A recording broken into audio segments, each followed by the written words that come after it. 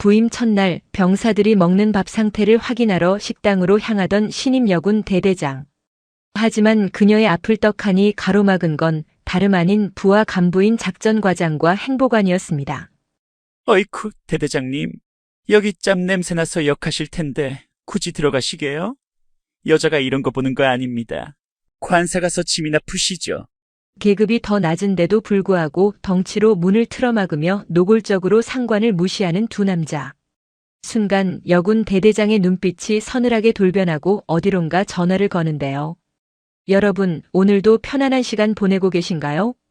오늘의 이야기도 재미있게 시청하시고 내용이 마음에 드셨다면 구독과 좋아요 부탁드리겠습니다. 그럼 이야기 시작하겠습니다. 강원도 인제군 북면의 바람은 여전히 날카로웠다. 서울에서는 이미 벚꽃이 졌다는 뉴스가 들려왔지만 이곳은 여전히 겨울의 끝자락을 붙잡고 있었다. 미시령 터널을 빠져나와 굽이치는 국도를 달리는 검은색 관용 차량 안에서 김희진 중령은 창밖을 응시했다. 황량한 산맥과 군데군데 녹지 않은 눈 더미 그리고 도로변에 흩날리는 흙먼지가 그녀를 반겼다.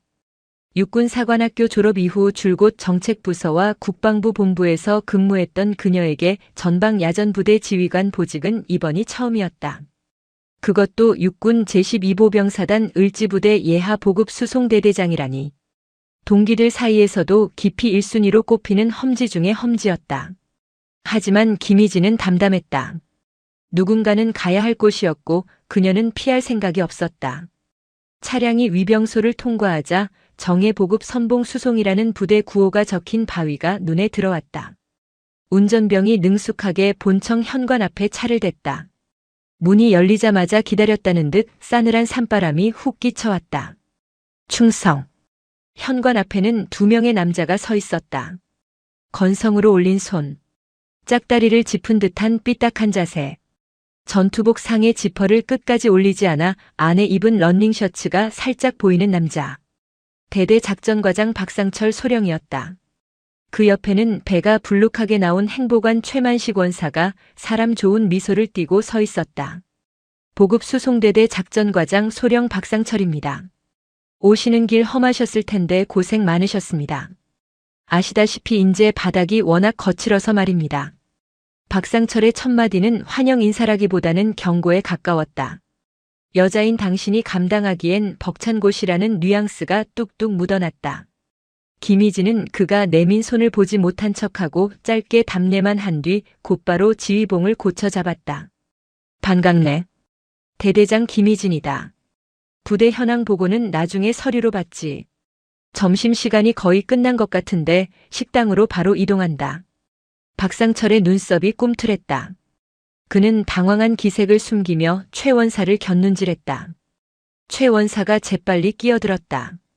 아, 대대장님 오신다고 해서 간부 식당 쪽에 따로 조촐하게 자리를 마련했습니다. 이곳 식당 밥이 입에 맞으실지 몰라서 인제 읍내에서 괜찮은 도시락도 좀 주문하려다가 시간이 늦어서 병사들과 동일한 메뉴로 먹겠다. 그게 내 원칙이야. 김희진의 목소리는 건조했다. 그녀는 박소령과 최 원사의 안내를 기다리지 않고 앞장서서 병사 식당으로 향했다. 식당 입구에서는 짬 냄새와 락스 냄새가 뒤섞인 묘한 악취가 풍겨왔다.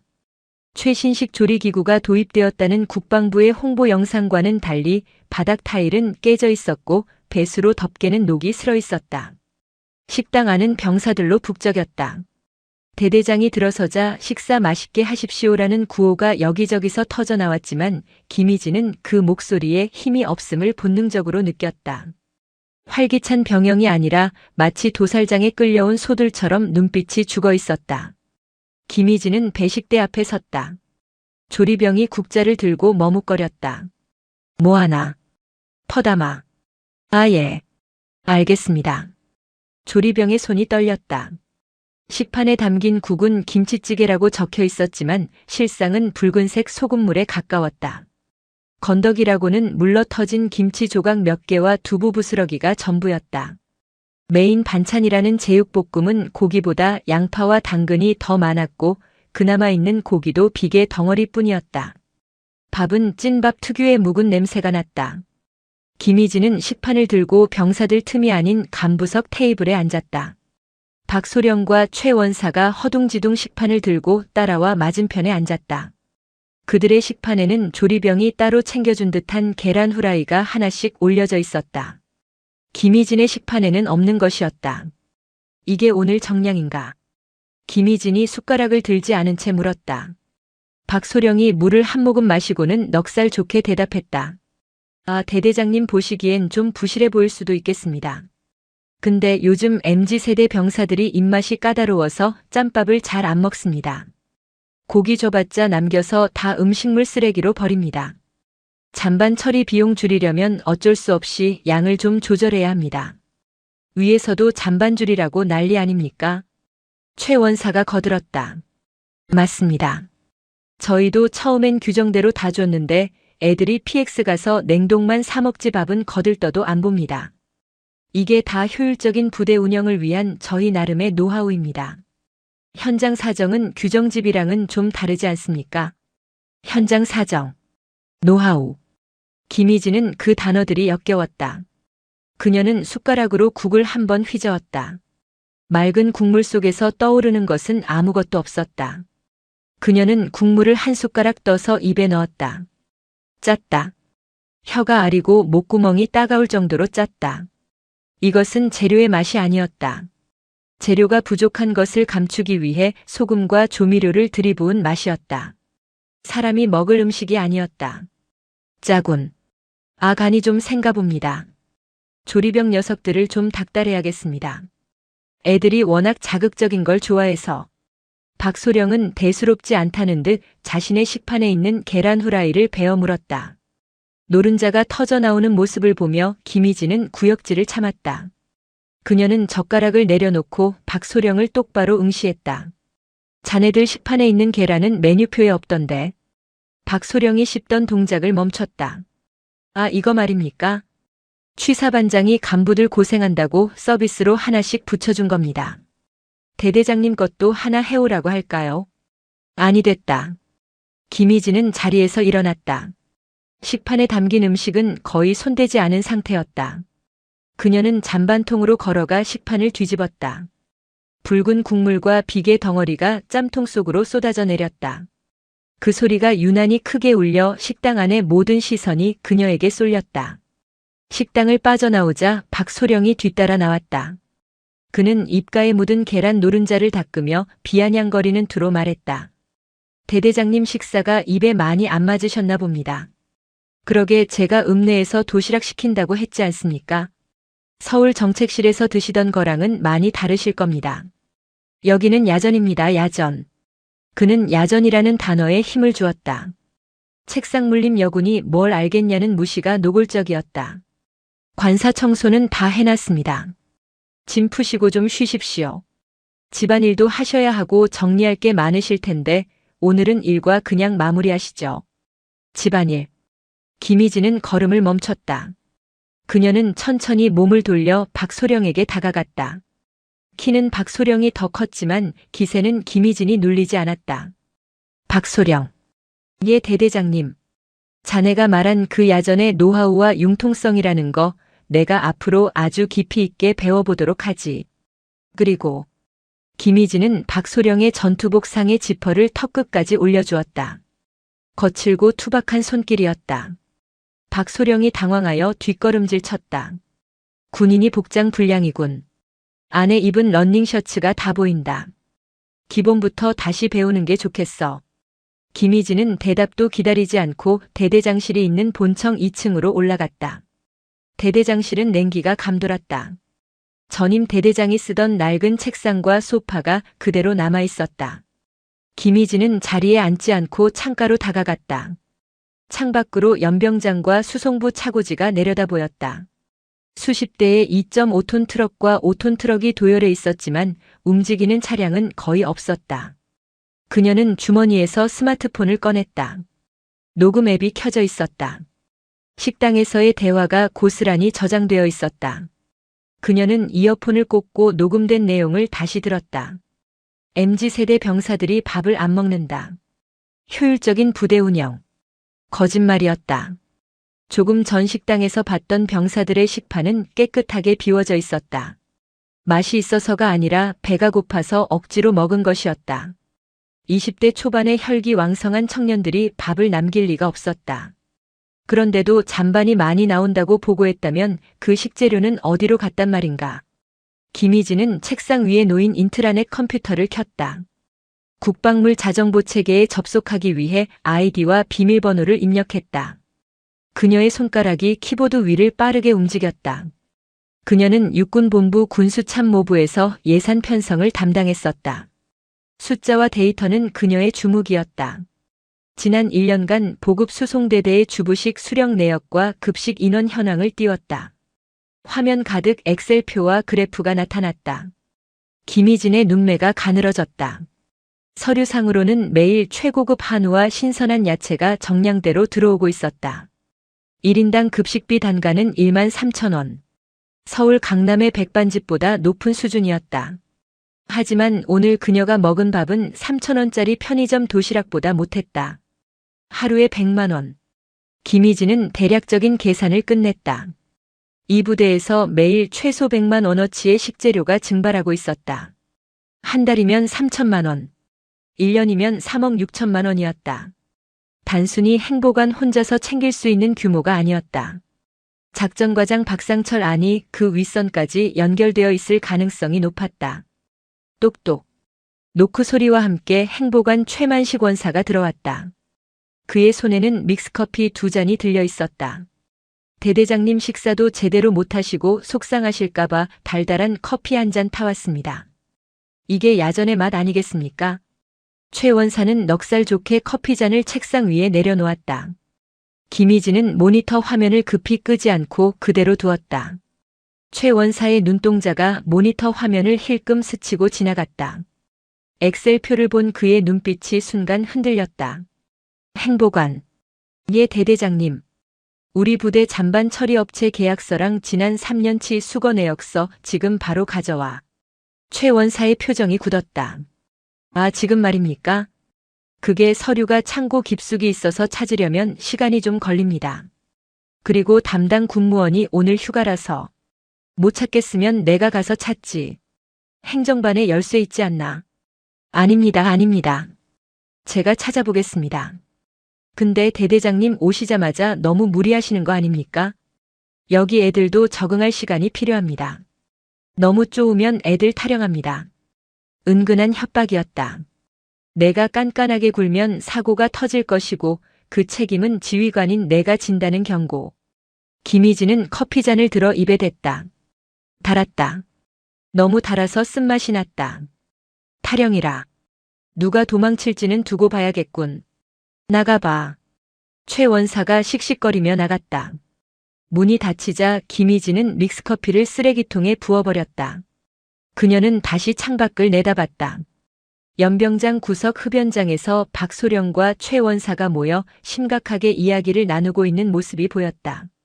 박소령이 담배를 신경질적으로 바닥에 비벼 껐다. 김희진은 서랍에서 작은 수첩을 꺼냈다. 표지에는 사냥 일지라고 적혀 있었다. 그녀는 볼펜을 들어 첫 페이지에 날짜와 함께 두 사람의 이름을 적었다. 2025년 4월 XX1. 타깃 확인. 박상철 최만식. 그리고 12사단의 썩은 고기들. 전화벨이 울렸다. 발신자는 동기 김준호 대령이었다. 육군 중앙수사단 광역수사대장. 김희진은 심호흡을 한 번 하고 통화 버튼을 눌러 스피커폰으로 전환했다. 준호야. 나 이제 도착했다. 그래 고생했다. 거기 분위기는 좀 어때? 소문대로 험악하냐? 험악한 수준이 아니야. 아주 썩은 내가 진동을 한다. 생각보다 판이 클 것 같아. 도와줄까? 애들 대기시켜놨다. 아니 아직은. 확실한 물증이 필요해.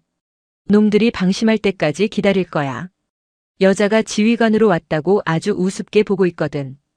그 방심이 놈들의 무덤이 될 거야. 김희진의 눈빛이 차갑게 빛났다. 인재의 밤은 빨리 찾아왔다. 창밖은 이미 어둑어둑해지고 있었다. 어둠 속에서 늑대들이 움직이기 시작했다. 하지만 그들은 몰랐다. 자신들의 목덜미를 노리는 사냥꾼이 이미 안방에 들어와 있다는 사실을. 김희진은 의자 깊숙이 몸을 묻고 눈을 감았다. 오늘 먹었던 소금 국물의 맛이 여전히 입안에 맴돌았다. 반드시 뱉어내게 만들겠다. 내 놈들이 삼킨 아이들의 밥값. 전쟁은 시작되었다. 일주일이 지났지만 대대장실의 문은 굳게 닫혀 있었다. 취임식 이후 김희진 중령은 별다른 지휘관 훈시도 전 장병 집합도 시키지 않았다. 그저 출근하면 집무실에 틀어박혀 결제 서류만 들여다보다가 퇴근하는 것이 일과의 전부였다. 대대 본청 건물 뒤편 샌드위치 패널로 지어진 간부 흡연장에는 뿌연 연기가 자욱했다. 야 김하사. 대대장님 지금 뭐 하시냐?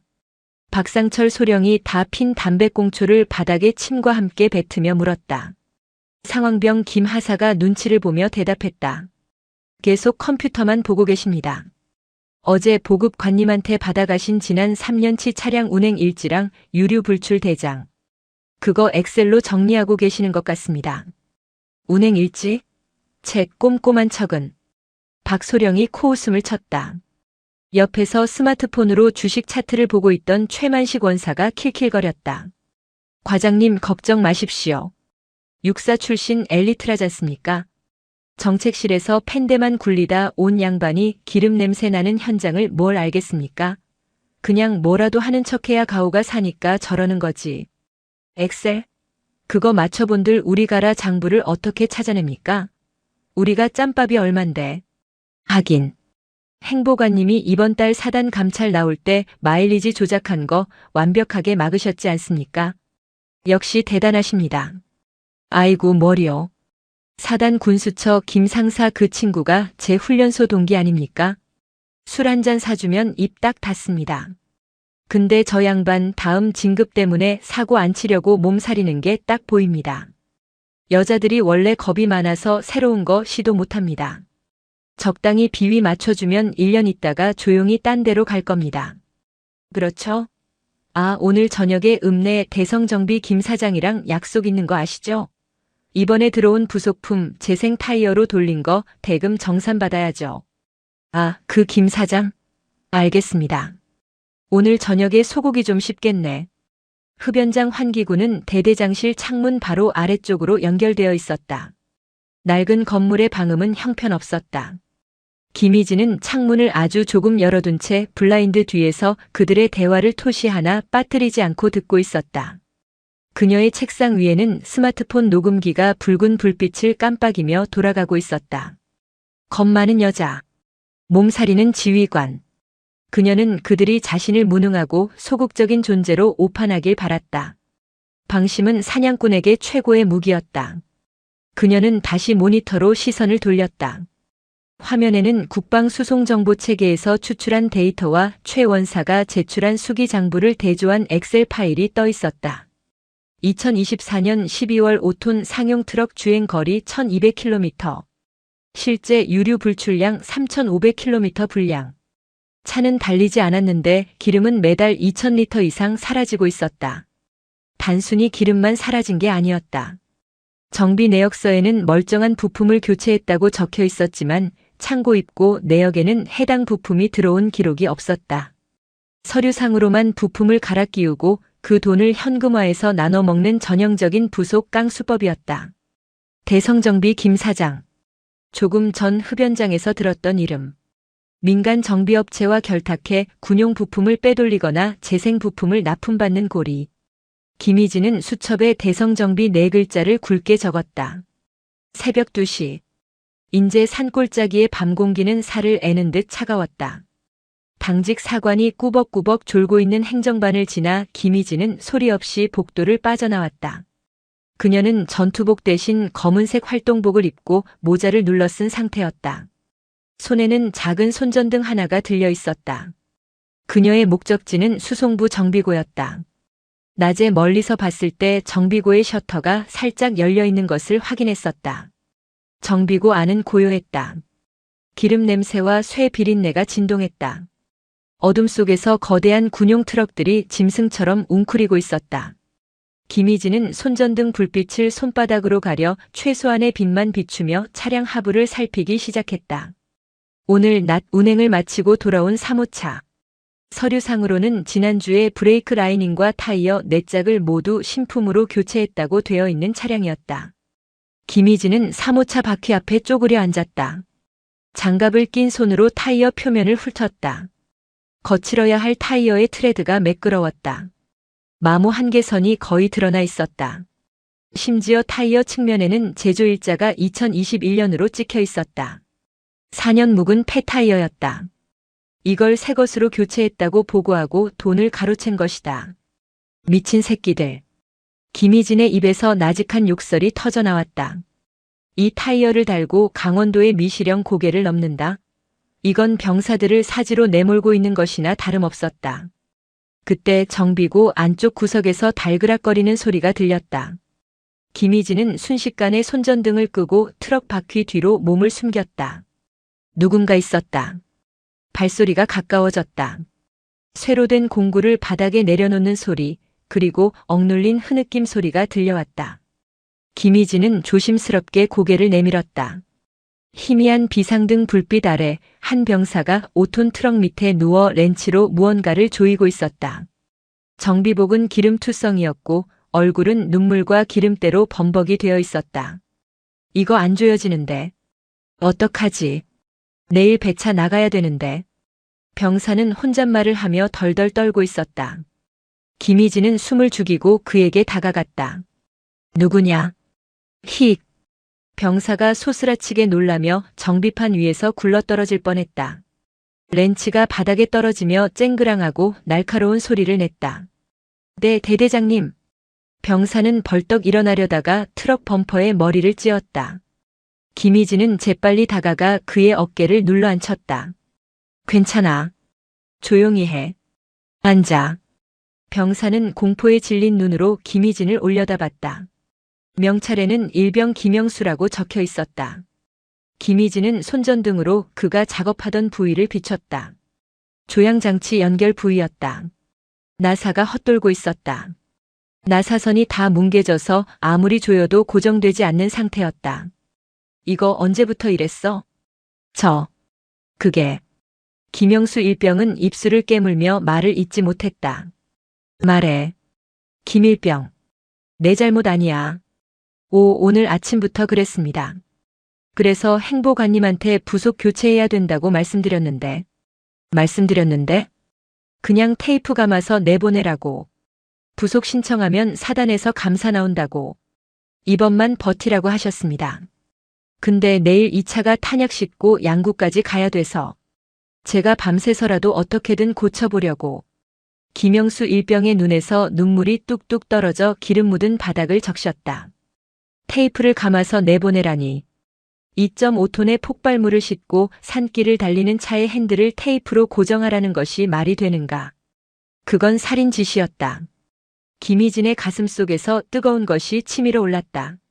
그녀는 주머니에서 손수건을 꺼내 김일병의 얼굴을 닦아주었다. 하얀 손수건이 금세 검은 기름때로 얼룩졌다. 김일병, 너 배 안 고프니?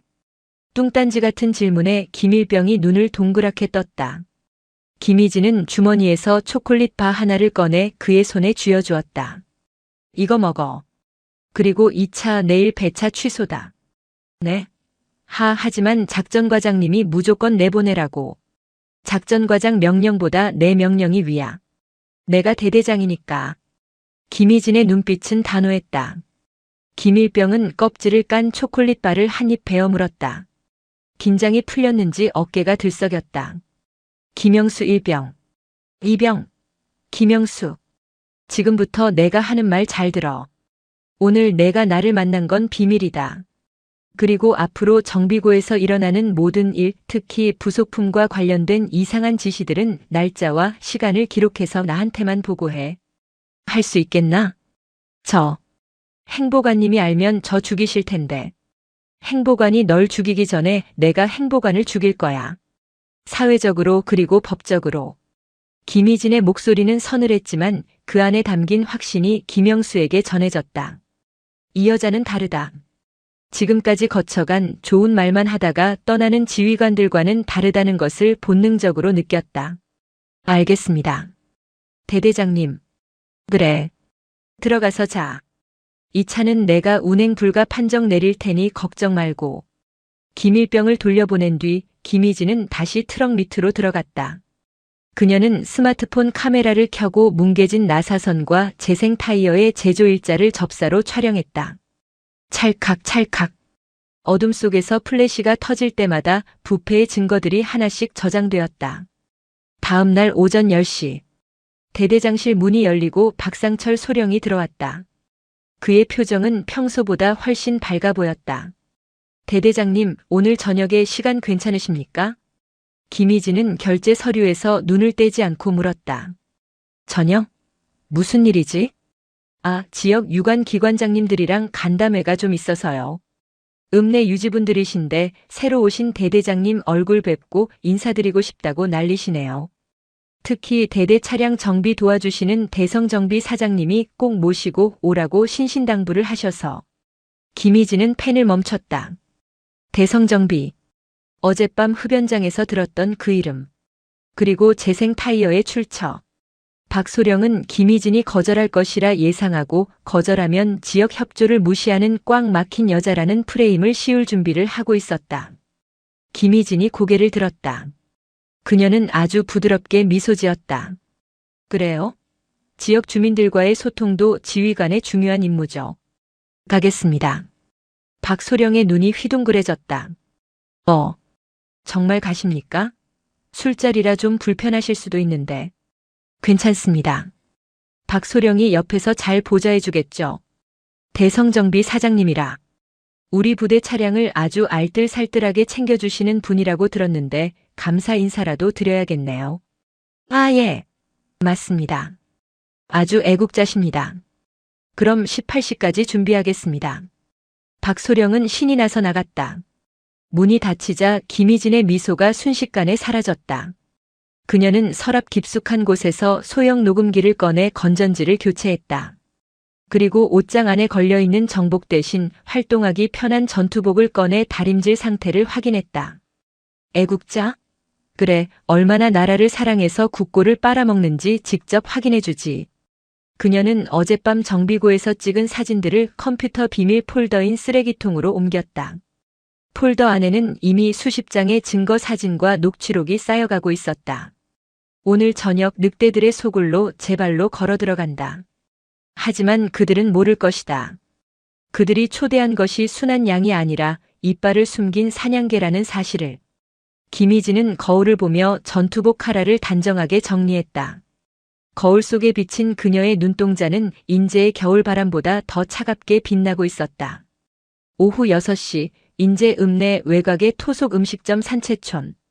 주차장에는 이미 검은색 세단과 고급 SUV들이 즐비했다.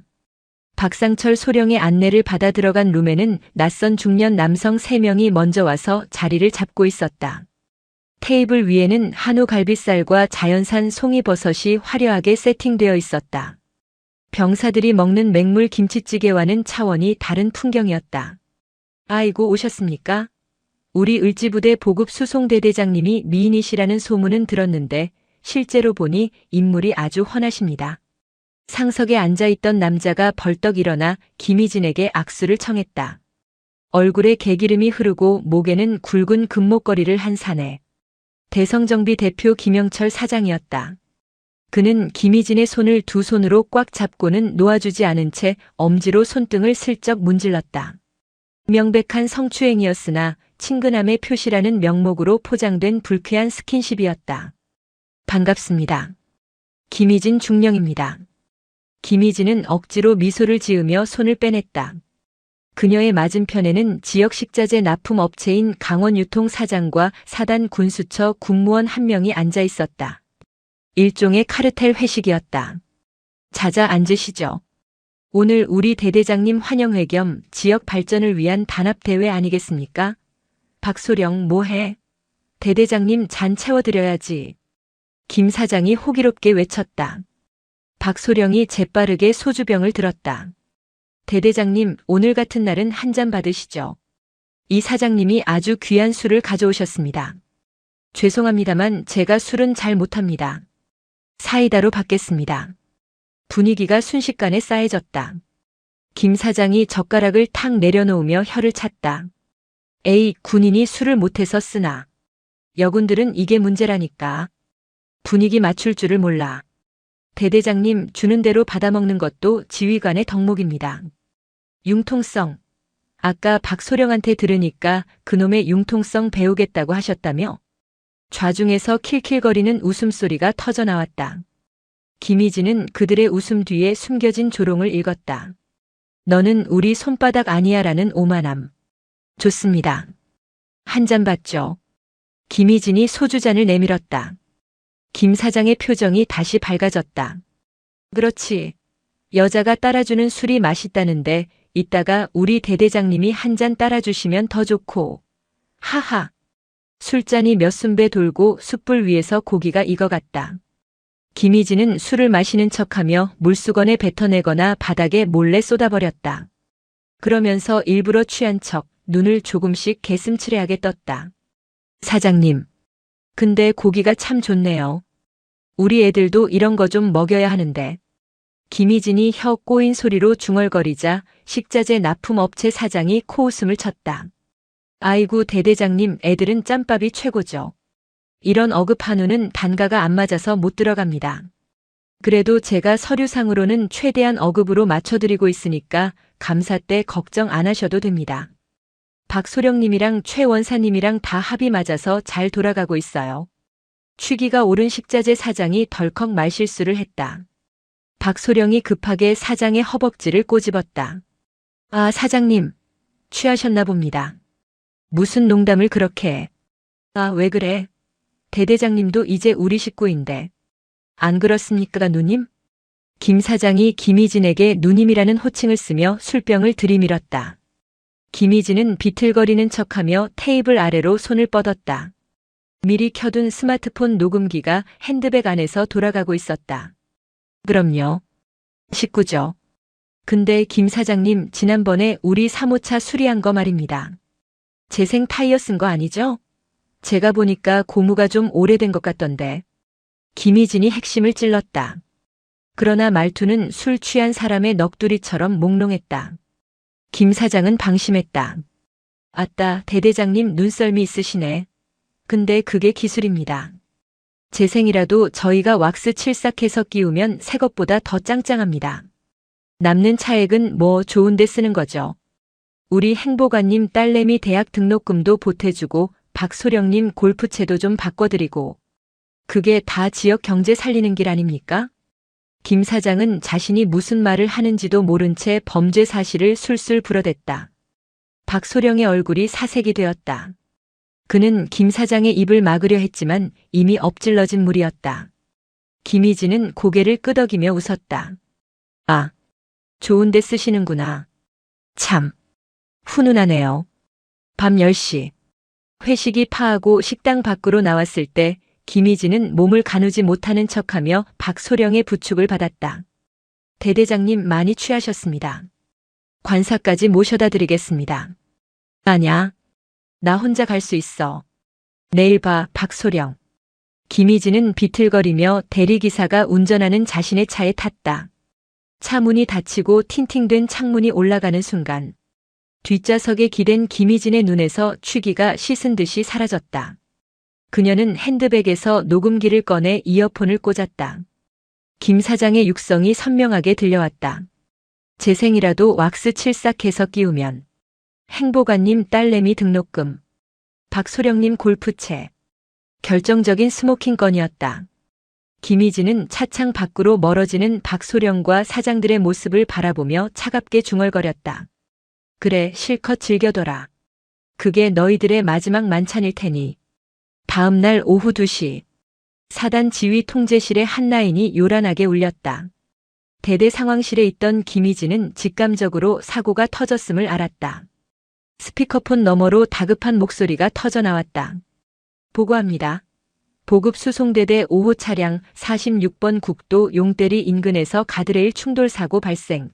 차량 반파, 운전병 및 선탑자 부상. 현재 민간병원으로 후송 중. 상황실이 아수라장이 되었다. 박상철 소령이 헐레벌떡 뛰어들어왔다. 대대장님, 5호 차면 김영수 일병입니다. 이 자식, 제가 어제 그렇게 정신 차리라고 했는데 졸음운전 한 모양입니다. 박소령은 사고 원인을 확인하기도 전에 졸음운전으로 몰아가고 있었다. 김희진은 자리에서 벌떡 일어났다. 졸음운전인지 아닌지는 가서 확인해봐야지. 현장으로 이동한다.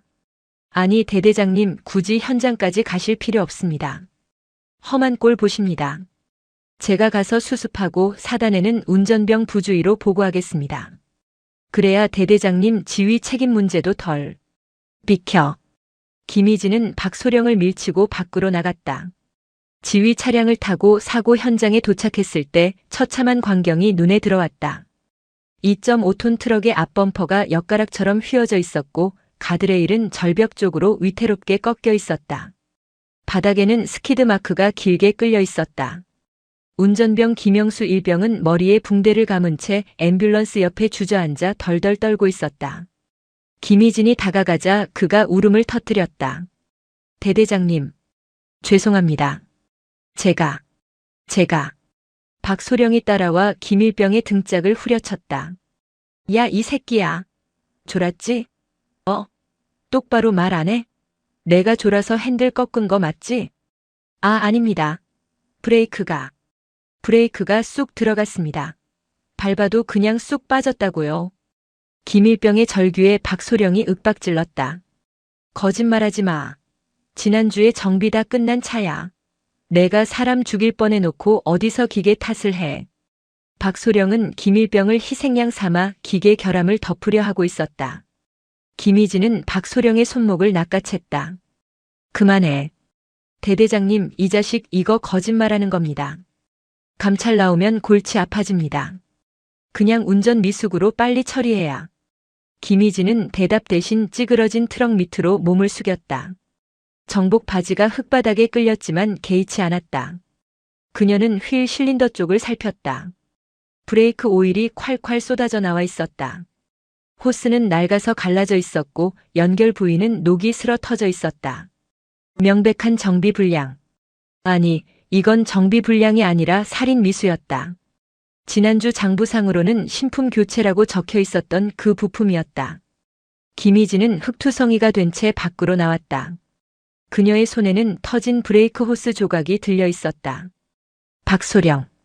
자네 눈엔 이게 졸음운전으로 터진 거로 보이나? 김희진이 호스 조각을 박소령의 코앞에 들이밀었다. 이게 뭡니까? 브레이크 호스야. 삭아서 터졌어. 운전병이 졸면 호스가 삭아서 터지나? 이게 지난주에 교체했다는 새 부품 상태야? 박소령의 동공이 흔들렸다. 그게 부속이 불량이었나 봅니다. 보급창 놈들이 물건을 개판으로 줘서. 보급창탄? 좋아. 내가 지금 당장 국방부 군수사령부에 의뢰해서 이 부품 로트 번호 조회해 볼까? 우리 부대에 언제 들어온 물건인지 아니면 폐차장에서 주워온 건지. 주변에 있던 병사들과 헌병대원들이 숨을 죽이고 두 사람을 지켜봤다. 박소령은 입술을 깨물며 아무 말도 하지 못했다. 김희진은 김영수 일병에게 다가갔다. 그리고 흙투성이가 된 손으로 병사의 어깨를 감싸 안았다. 김일병. 내 잘못 아니다. 기계가 고장난 거야. 넌 끝까지 핸들 잡고 차 세우려고 했어. 내가 스키드 마크 봤다. 넌 최선을 다했어. 대대장님. 김일병은 대대장의 품에 안겨 오열했다. 김희진은 병사를 토닥이며 박소령을 향해 서늘한 눈빛을 보냈다. 그것은 더 이상 관망하는 자의 눈빛이 아니었다. 전쟁을 선포하는 지휘관의 눈빛이었다. 사고 이후 대대의 공기는 미묘하게 바뀌었다. 박소령과 최 원사는 김희진이 자신들의 목통을 조여오고 있음을 감지했다. 그들은 방어 태세로 전환하는 동시에 김희진을 고립시키기 위한 작업에 들어갔다. 소문은 빠르게 퍼졌다. 대대장이 히스테리가 심해서 애꿎은 간부들만 잡는다더라. 사고 난 것도 대대장이 평소에 정비관들을 너무 쪼아서 정비 시간을 안 줘서 그렇다더라. 여자라 기계는 하나도 모르면서 호스 터진 거 가지고 유난 떤다. 전형적인 가스라이팅과 여론전이었다. 간부 식당에서 김희진이 들어오면 대화가 뚝 끊겼고 결제 서류는 교묘하게 누락되거나 늦게 올라왔다. 그녀를 투명 인간 취급하며 제풀에 지쳐 나가떨어지게 만들려는 수작이었다. 김희진은 그들의 의도대로 움직여주기로 했다. 그녀는 사고 다음 날부터 몸살 감기를 핑계로 출근하지 않았다. 관사에 틀어박혀 두문불출했다. 대대 행정반. 거봐, 내가 뭘 했습니까? 여자들은 좀만 압박 주면 저렇게 드러눕는다니까. 멘탈이 약해요, 멘탈이. 최만식 원사가 믹스커피를 휘저으며 낄낄거렸다. 박소령은 의자에 다리를 올린 채 희죽거렸다. 사단장님한테도 보고 들어갔어. 대대장이 건강상의 문제로 지휘 공백이 우려된다고. 아마 이번 달 넘기기 힘들걸? 지가 쪽팔려서라도 전출 갈 거야. 그나저나 행보관, 이번 주말에 예정된 작업은 어떻게 할 거야? 아, 유류고 작업 말입니까? 대대장도 없는데 땡큐죠. 이번엔 좀 크게 가시죠. 김 사장이 저번 사고 때문에 입막음비가 좀 더 필요하다고 징징대서 5,000리터는 빼야 됩니다. 5,000리터. 700만 원 돈이네. 야, 대대장 없을 때 빨리 처리해. CCTV는 정비 중이라고 꺼두고. 그들은 김희진이 관사 침대에서 울고 있을 거라 생각했다. 하지만 그 시각 김희진의 관사는 야전 지휘소를 방불케 했다. 커튼이 쳐진 어두운 방. 책상 위에는 노트북 3대가 돌아가고 있었고 벽면에는 대대 조직도와 비리 관계도가 붉은 줄로 연결되어 붙어 있었다. 김희진은 헤드셋을 끼고 있었다. 그녀가 듣고 있는 것은 박소령의 사무실과 흡연장에 몰래 설치해둔 고성능 도청 장치의 실시간 송출음이었다. 이번엔 좀 크게 가시죠. 5,000리터. 김희진의 손가락이 키보드를 두드렸다. 작전명 올까미 D-Day 이번 주 토요일 02시 타깃 유류고. 그녀는 메신저 창을 열었다. 수신자는 육군 중앙수사단 특수범죄수사팀장이었다. 준호야. 놈들이 움직인다. 이번 주 토요일 새벽 2시. 규모는 5,000리터. 트럭 2대 분량이야. 현장에서 덮친다. 알았다. 광수대 2개 팀 파견한다. 사단 헌병대에는 보안 유지해. 거기 헌병대장도 한패일 수 있으니까. 물론이지. 내 관사로 병력 은밀하게 진입시켜줘. 내가 직접 인솔한다. 통화를 마친 김희진은 창문 블라인드를 살짝 걷어 대대 본청을 내려다봤다. 박소령과 최 원사가 담배를 피우며 킬킬대는 모습이 보였다. 그래, 실컷 웃어둬라. 그 웃음이 비명으로 바뀌는 데는 그리 오래 걸리지 않을 테니까. 김희진은 컵라면에 뜨거운 물을 부었다. 병사들이 먹는 것과 똑같은 컵라면이었다. 그녀는 젓가락을 들며 나직이 중얼거렸다. 밥값은 해야지 군인이라면. 어둠 속에서 그녀의 눈빛만이 형형하게 빛나고 있었다. 사냥 준비는 끝났다. 이제 덫을 놓고 기다리기만 하면 되었다. 토요일 오후. 주말을 맞은 부대는 평온해 보였다. 병사들은 생활관에서 개인 정비를 하거나 PX로 몰려갔다. 겉보기엔 평화로운 주말이었지만 물밑에서는 은밀하고 분주한 움직임이 감지되고 있었다. 대대장 관사 앞에는 접근 금지 팻말이 걸려 있었다. 박상철 소령은 당직 사령에게 대대장님 몸 상태가 심각하니 절대 호출하지 말고 푹 쉬게 두라고 신신당부했다. 사실상 지휘관을 감금하고 부대를 자신의 통제하에 두려는 수작이었다. 오후 4시 수송부 사무실. 최만식 원사가 상황병들을 모두 내보내고 박소령과 마주 앉았다. 탁자 위에는 부대 배치도와 CCTV 사각지대가 표시된 도면이 펼쳐져 있었다. 과장님, 작업 준비 끝났습니다. 오늘 밤 당직 사관은 이중대 김중희입니다. 그 친구 작년에 진급 누락돼서 부대에 불만 많습니다. 제가 술 한 잔 사주면서 오늘 밤에 유류고 쪽 순찰 돌지 말고 짱 박혀서 자라고 작업 쳐놨습니다. CCTV는 정통과장한테 얘기해서 서버 점검 핑계로 밤 12시부터 새벽 4시까지 녹화 중단시켰습니다. 완벽합니다. 박소령이 흡족한 듯 고개를 끄덕였다. 좋아. 김 사장 트럭은 후문으로 들어올 거야. 위병소 애들은 행보관이 알아서 입단속 시켰지? 걱정 마십시오. 오늘 근무자들 전부 제 라인입니다. 초코파이 하나면 입국 닫는 애들입니다. 그들은 자신들이 이 부대의 주인이라 착각하고 있었다. 식물인간이나 다름없는 여자 대대장은 관사에 처박혀 있고 사단 감찰도 자신들 편이니 두려울 게 없었다. 하지만 그 시각 김희진의 관사 뒷문으로는 건장한 사내 5명이 조용히 들어오고 있었다. 등산복 차림의 민간인처럼 보였지만 배낭 속에는 KO 권총과 수갑 그리고 고성능 체증 장비가 들어있었다. 육군 중앙수사단 광역수사대 최정예 요원들이었다. 김희진 중령님 안녕하십니까? 팀장 강준호입니다. 어서 와라. 기다리고 있었다. 김희진은 알아놓은 환자가 아니었다. 그녀는 완벽한 전투 복장을 갖추고 있었다. 머리는 단정하게 묶었고 허리에는 무전기를 찼다. 상황은? 놈들이 CCTV를 껐습니다. 눈을 가렸다고 생각하겠지만 오히려 우리에겐 기회입니다. 우리 움직임도 기록에 남지 않으니까요. 김희진은 창문 틈으로 유류고 쪽을 가리켰다. 유류고 뒤편 야산에 매복조 2명 배치해. 그리고 나머지 셋은 내 차에 타서 대기한다. 놈들이 호스를 꽂고 기름을 빨아들이기 시작할 때 그때 덮친다. 미수범이 아니라 현행범으로 잡아야 빠져나갈 구멍이 없어. 강 팀장이 고개를 끄덕였다. 알겠습니다. 근데 중령님 표정이 아주 살벌하십니다. 옛날 생도 시절보다 더 독해지신 것 같습니다. 독해져야지. 내 새끼들 밥그릇 건드리는 놈들인데 뼈까지 씹어 먹어줄 거야. 김희진은 책상 위에 놓인 김영수 일병의 진술서를 한 번 더 쳐다봤다. 꼬깃꼬깃해진 종이에 적힌 병사의 울분. 그것이 그녀를 움직이는 연료였다. 새벽 2시. 달빛조차 구름에 가려진 칠흑 같은 어둠 속 인제의 산바람 소리만이 스산하게 울려 퍼졌다. 부대 후문 초소의 차단기가 스르르 올라갔다. 전조등을 끈 5톤 민간 유조차 한 대가 유령처럼 부대 안으로 미끄러져 들어왔다. 트럭은 익숙한 듯 수송부 안쪽 깊숙이 위치한 유류고 앞으로 향했다. 그곳에는 이미 박상철 소령과 최만식 원사가 기다리고 있었다. 김 사장, 왜 이렇게 늦었어?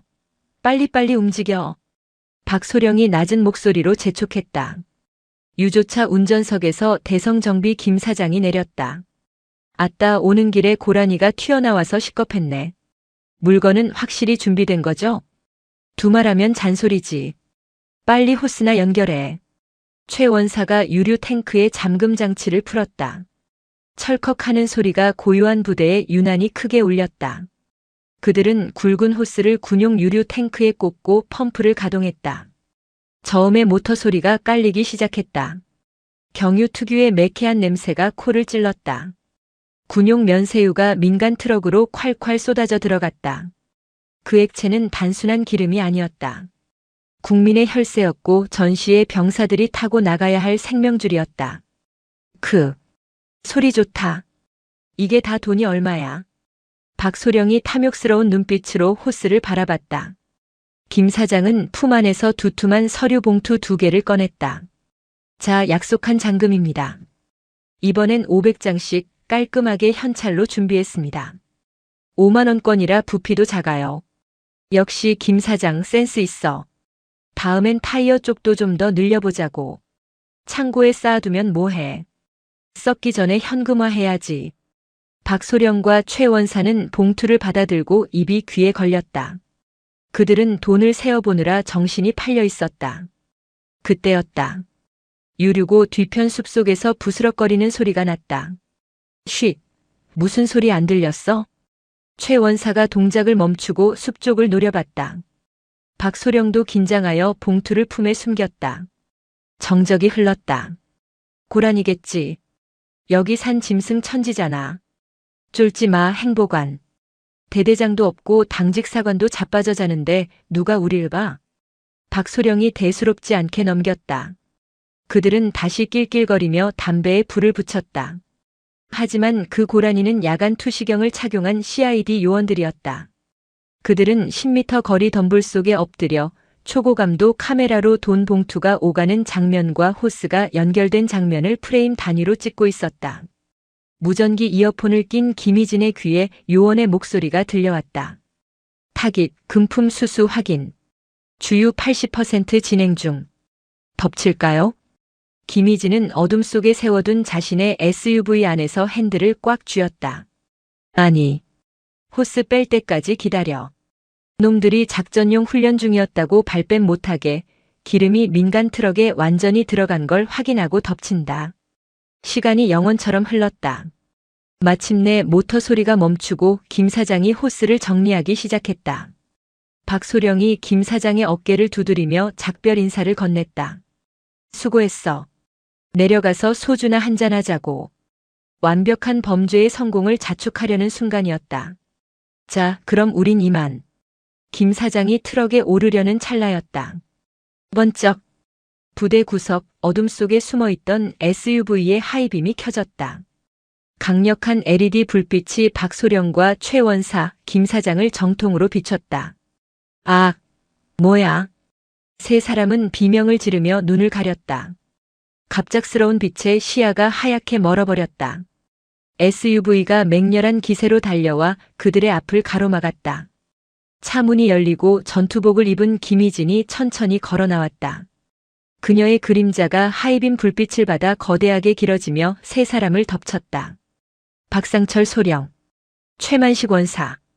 아주 부지런하네. 새벽 2시에 유류고 점검이라도 나왔나?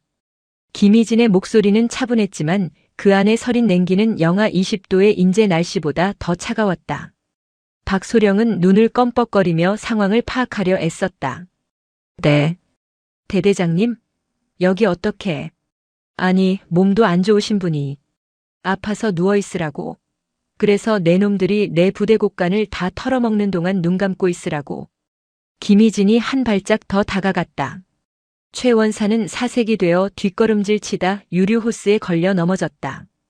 품에 있던 돈 봉투가 바닥에 떨어지며 5만 원권 지폐 뭉치가 흙바닥에 흩어졌다.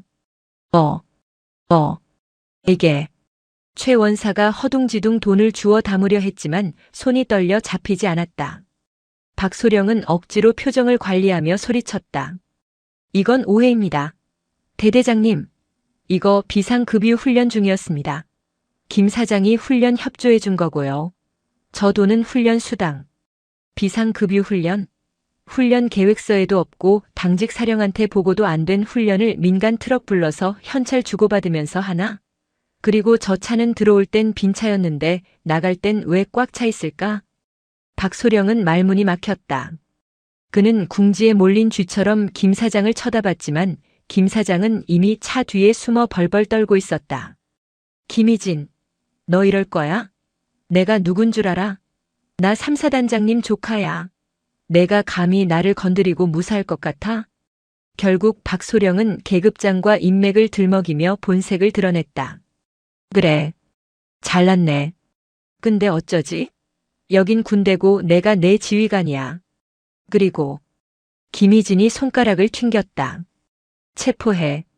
그 말과 동시에 숲속과 차량 뒤편에서 CID 요원들이 쏟아져 나왔다. 국방부 검찰단 광역수사대입니다. 박상철, 최만식, 김영철. 군용물 절도 업무상 횡령, 뇌물수수 혐의로 긴급 체포합니다. 이거 나. 이거 안 나. 야, 나 소령이야. 너네 어디 소속이야? 박소령이 발버둥 쳤지만 특수훈련을 받은 수사관들에게는 상대가 되지 않았다. 순식간에 팔이 뒤로 꺾이고 차가운 수갑이 채워졌다. 으악, 내 팔. 바닥에 처박힌 박소령의 얼굴이 흙투성이가 되었다. 그는 고개를 들어 김희진을 노려봤다. 너 후회할 거야. 내가 가만 안 둬. 여자라고 봐줬더니.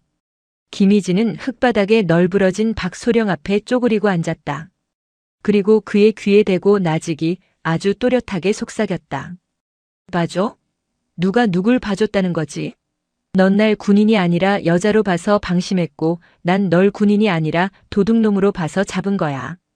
후회는 감방 가서 해. 거기선 밥은 꼬박꼬박 줄 테니까.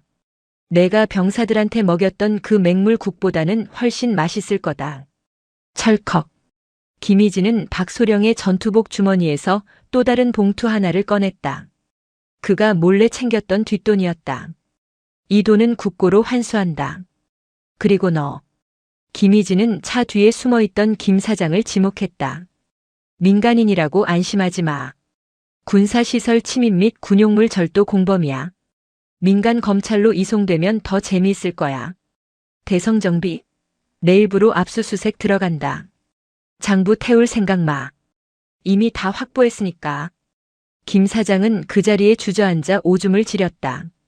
상황은 종료되었다. 요란한 사이렌 소리와 함께 추가 병력이 도착했다. 김희진은 팔짱을 낀 채 포승줄에 묶여 트럭에 태워지는 세 사람의 뒷모습을 지켜봤다. 아침 해가 떴지만 보급 수송대대는 폭격을 맞은 듯 아수라장이었다.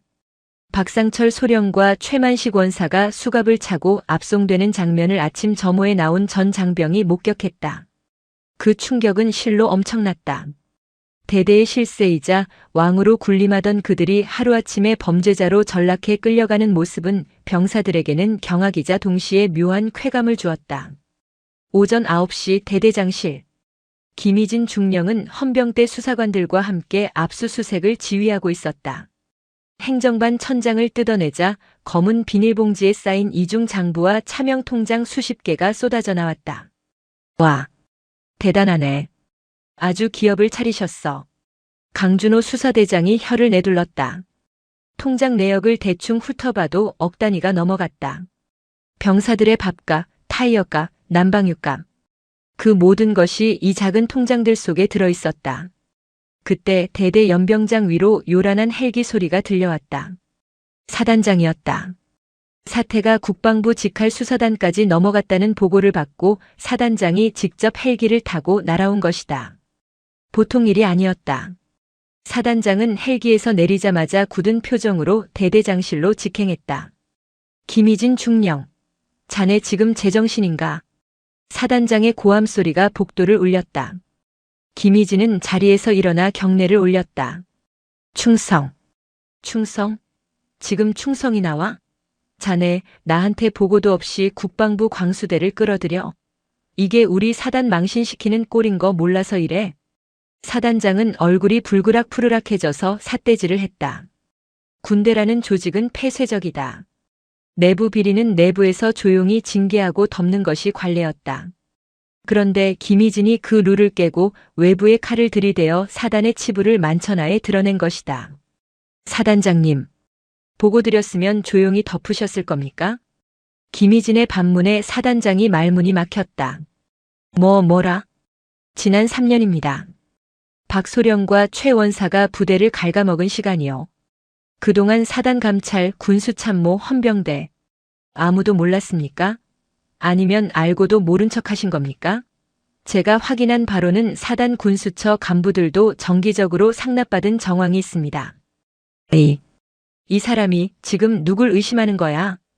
의심이 아니라 확신입니다. 사단장님, 제 부하가 죽을 뻔했습니다. 재생 타이어가 터지고 브레이크가 파열돼서 낭떠러지로 떨어질 뻔했습니다. 병사들 밥상엔 맹물 소금국이 올라갑니다. 이게 사단 망신입니까? 이걸 덮는 게 진짜 망신 아닙니까? 김희진의 목소리는 떨리지 않았다. 그녀는 책상 위에 놓인 김영수 일병의 찢어진 정비복 조각과 썩은 식자재 사진들을 사단장 앞으로 밀었다. 전제 옷을 벗을 각오로 수사 요청했습니다. 지휘 책임 묻고 싶으시면 물으십시오. 하지만 제 부하들의 밥그릇과 목숨을 건드린 놈들은 단 한 놈도 살려둘 수 없습니다. 그게 제 방식이고 제가 배운 군인 정신입니다. 사단장은 김희진의 눈을 피하지 못했다. 그 눈에는 진급에 목매는 정치 군인의 눈빛이 아닌 진짜 야전 지휘관의 서슬 퍼런 도끼가 서려 있었다. 사단장은 한참 동안 사진들을 내려다보다가 깊은 한숨을 내쉬었다. 알았다. 수사 성역 없이 진행해. 사단 참모들이 연루됐건 누가 연루됐건 싹 다 잡아들여. 대신 대대 정상화 못 시키면 자네도 옷 벗을 각오해. 감사합니다. 정상화는 제 목숨 걸고 완수하겠습니다. 사단장이 돌아가자 김희진은 의자에 주저앉았다. 긴장이 풀리며 손이 떨려왔다. 하지만 쉴 틈이 없었다. 이제 썩은 살을 도려냈으니 새 살이 돋게 해야 했다. 강 팀장 계속해. 민간업체 대성정비랑 강원유통도 지금 바로 털어. 장부 한 장이라도 태우게 두면 안 돼. 라저. 바로 타격합니다. 그날 오후 인제 읍내의 유지라 불리던 김 사장의 사무실과 창고가 압수수색 당했다. 지역 사회가 발칵 뒤집혔다. 군납 비리의 거대한 카르텔이 일개 여성 중령의 손에 의해 박살이 나는 순간이었다. 한 달 후, 5월에 인제는 푸르렀다. 산에는 녹음이 우거졌고 부대로 불어오는 바람에는 더 이상 흙먼지가 아닌 아카시아 향기가 실려왔다. 점심시간 병사식당. 취사반 입구에서부터 고소하고 달콤한 냄새가 진동했다. 예전에 그 역겨운 락스 냄새와 짬 냄새는 온데간데 없었다. 배식대 앞에는 병사들이 길게 줄을 서 있었지만 누구 하나 찡그린 표정이 없었다. 오늘의 메뉴 1등급 한우 소불고기, 신선한 쌈채소, 해물 된장찌개, 그리고 후식으로 나온 시원한 조각 수박. 와, 미쳤다. 야, 고기 때깔 봐라. 이게 진짜 소고기지. 지난번에 나온 제육도 진짜 고기였잖아. 요즘 밥맛 꿀맛이다 진짜. 식판을 받아든 병사들의 얼굴에 화색이 돌았다. 밥을 깨작거리던 모습은 사라지고 산처럼 쌓인 고기를 보며 행복해했다. 김희진 중령은 식판을 들고 병사들 틈으로 걸어갔다. 예전 같으면 간부들이 대대장님 오신다며 자리를 만들고 호들갑을 떨었겠지만 지금은 자연스러웠다. 그녀는 구석 자리에 앉아있는 수송중대 병사들 옆에 앉았다. 맛있나? 대대장님. 충성. 병사들이 밥을 먹다 말고 벌떡 일어나려 했다. 앉아. 밥 먹을 땐 걔도 안 건드린다는데 편하게 먹어. 김희진은 웃으며 손짓했다. 그녀의 앞에는 사고 트럭 운전병이었던 김영수 일병이 앉아 있었다. 그는 사고 트라우마를 극복하고 다시 운전대를 잡고 있었다. 얼굴 살이 제법 올라 건강해 보였다. 김영수 일병. 몸은 좀 어때? 아주 좋습니다. 어제 정비하는데 부속품 신청하니까 바로 다음날 새 거로 왔습니다.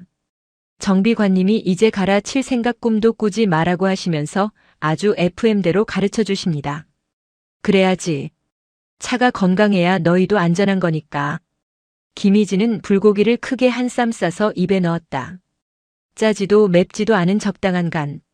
고기의 육즙이 입안 가득 퍼졌다. 이것이 정상이었다. 당연한 것이 당연해지기까지 너무 많은 시간이 걸렸다. 식사를 마치고 나오는데 김영수 일병이 머뭇거리며 따라 나왔다. 대대장님. 응? 왜 밥이 부족했어? 아닙니다. 그게 아니라. 정말 감사합니다. 김일병은 울컥한 듯 잠시 말을 잇지 못하다가 씩씩하게 목소리를 높였다. 저 사고 났을 때, 다 제 탓이라고 했을 때, 대대장님만 제 말 믿어주셨습니다. 그리고 이렇게 맛있는 밥 먹게 해주셔서 진짜 군 생활 할 맛 납니다. 감사합니다. 그는 90도로 허리를 숙여 인사했다. 꾸며낸 말이 아닌 가슴 깊은 곳에서 우러나온 진심이었다. 김희진의 코끝이 찡해졌다. 그녀는 김일병의 어깨를 두어 번 두드려 주었다. 고맙다. 믿어줘서. 가서 쉬어. 김일병이 뛰어가는 뒷모습을 보며 김희진은 미소 지었다. 그녀는 연병장 사열대로 걸어갔다. 오후 일과 시작을 알리는 방송이 나오고 병사들이 활기차게 뛰어나와 집합했다. 차량 정비고에서는 윙윙거리는 임팩트 렌치 소리가 경쾌하게 들려왔다. 모든 것이 톱니바퀴처럼 정상적으로 힘차게 돌아가고 있었다. 그때 멀리서 신임작전과장과 행보관이 달려왔다. 박소령과 최 원사가 떠난 자리에 새로 부임한 깐깐하고 원리원칙을 중요시하는 진짜 군인들이었다. 대대장님, 오후 차량 배차 계획 보고 드리겠습니다. 보고해. 김희진은 지휘봉을 잡았다. 손에 잡힌 지휘봉의 무게가 예전과는 다르게 느껴졌다. 그것은 권력의 무게가 아니라 저 수백 명의 아이들을 먹이고 입히고 지켜야 하는 책임의 무게였다. 바람이 불어왔다. 인제의 바람은 여전히 거칠었지만 그 속에 더 이상 부패의 악취는 섞여 있지 않았다. 여자가 뭘 아냐고. 김희진은 속으로 되뇌었다. 그래. 나는 꼼꼼하게 따지고 집요하게 파고들고 내 식구 밥그릇은 목숨 걸고 지키는 여자다. 그래서 내가 너희들의 지휘관이다. 그녀는 모자를 고쳐 쓰고 당당하게 연병장 중앙으로 걸어나갔다. 그녀의 등 뒤로 정예보급 선봉수송이라는 구호가 햇살을 받아번쩍였다. 이것은 영웅담이 아니었다. 그저 할 일을 제대로 한 군인의 아주 상식적인 이야기의 끝이었다. 아줌마, 오해하지 마세요. 이게 다 군대식 사랑의 매. 뭐 그런 겁니다. 휴가 나온 말년 병장이 면회 온 엄마 앞에서 아들의 뒤통수를 후려칩니다. 심지어 뻔뻔하게 아들의 주머니를 뒤지기 시작하는데요. 탁자 밑으로는 군화발로 정강이를 차고 위에서는 돈을 뺏는 상황. 짧은 한숨을 쉰 그녀가 전화 한 통을 걸자 5분 만에 사이렌 소리와 함께 투스타 사단장이 헐레벌떡 뛰어와 90도로 경례를 박습니다. 저녁을 코앞에 두고 하늘 무서운 줄 모르고 날뛰던 병장에게 과연 무슨 일이 벌어졌을까요? 자신의 알량한 권력만 믿고 약자를 짓밟던 악마가 진짜 계급 앞에서 처참하게 무너지는 참교육. 잠시만요. 이 통쾌한 이야기를 어디서 듣고 계신지 댓글로 적어주시면 여러분의 답답한 속이 뻥 뚫리는 시원한 행운의 기운을 팍팍 보내드릴게요. 강원도 인제군 북면 원통리. 흔히들 인제 가면 언제 오나 원통에서 못 살겠네라고 자주 하는 그곳의 겨울바람은 살가죽을 찢어밟힐 듯 매서웠다. 영하 15도를 오르내리는 기온 탓에 도로변에 쌓인 눈은 시커먼 매연을 뒤집어 쓴 채 돌덩이처럼 얼어붙어 있었다. 오후 1시 원통 버스터미널 앞은 묘한 활기와 우울함이 공존하고 있었다. 휴가를 마치고 복귀하는 병사들의 도살장 끌려가는 듯한 표정과 아들을 보러 온 부모들의 들뜬 표정이 교차하는 공간. 그 소란스러움 속에서 검은색 모범 택시 한 대가 미끄러지듯 멈춰섰다. 택시 뒷좌석 문이 열리고 한 중년 여성이 내렸다. 짙은 회색 울 코트에 검은색 가죽 장갑, 그리고 목을 감싼 무채색 머플러. 화려하진 않으나 옷감의 질이나 몸에 배어있는 절제된 동작에서 범접하기 힘든 기품이 흘러나왔다. 그녀는 대한민국 국군 방첩사령관 백설이었다. 하지만 오늘 그녀의 어깨에는 별 3개가 박힌 계급장 대신 21살 아들을 둔 어머니의 걱정만이 무겁게 내려앉아 있었다. 백설이는 입김을 길게 내뿜으며 위병소 쪽을 바라보았다. 평소라면 헬기를 타고 연병장에 내리거나 사단장의 영접을 받으며 1호차로 통과했을 그 길이었다. 하지만 오늘 그녀는 수행비서 한 명 대동하지 않고 홀로 왔다. 아들 유민우의 간곡한 부탁 때문이었다. 엄마 제발. 그냥 평범하게 와줘. 나 튀기 싫어. 제발 부탁이야. 일주일 전 공중전화 너머로 들려오던 아들의 목소리는 지나치게 가늘게 떨리고 있었다. 30년 군 생활을 통해 산전수전 다 겪은 백설이의 촉이 뇌리에서 경고음을 울렸다. 단순한 투정이 아니었다. 그것은 살려달라는 구조 신호에 가까웠다. 백설이는 택시기사에게 짧게 목례를 하고 면회 장소로 지정된 부대 앞 숯불갈비집 을지회관으로 걸음을 옮겼다. 식당 안은 이미 삼겹살 굽는 연기와 병사들의 왁자지껄한 소음으로 가득 찼다.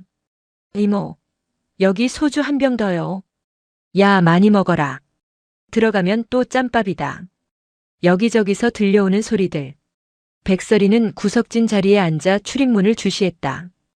약속 시간인 1시 10분이 지났지만 아들은 나타나지 않고 있었다. 1분이 1시간처럼 느껴졌다. 손목시계의 초침이 1시 20분을 넘길 무렵 식당 문이 조심스럽게 열렸다. 백설이의 눈동자가 흔들렸다.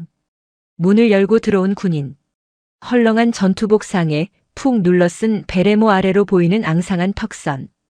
입대 전 헬스 동아리 활동을 하며 탄탄했던 체격은 온데간데 없고 마치 기근에 시달린 난민처럼 말라버린 청년이 서 있었다. 민우야. 백설이가 자리에서 벌떡 일어났다. 유민우는 엄마의 목소리에 화들짝 놀라며 주변을 두리번거렸다. 마치 죄를 짓다 들킨 사람처럼 혹은 누군가 자신을 감시하고 있다는 듯한 불안한 눈빛이었다.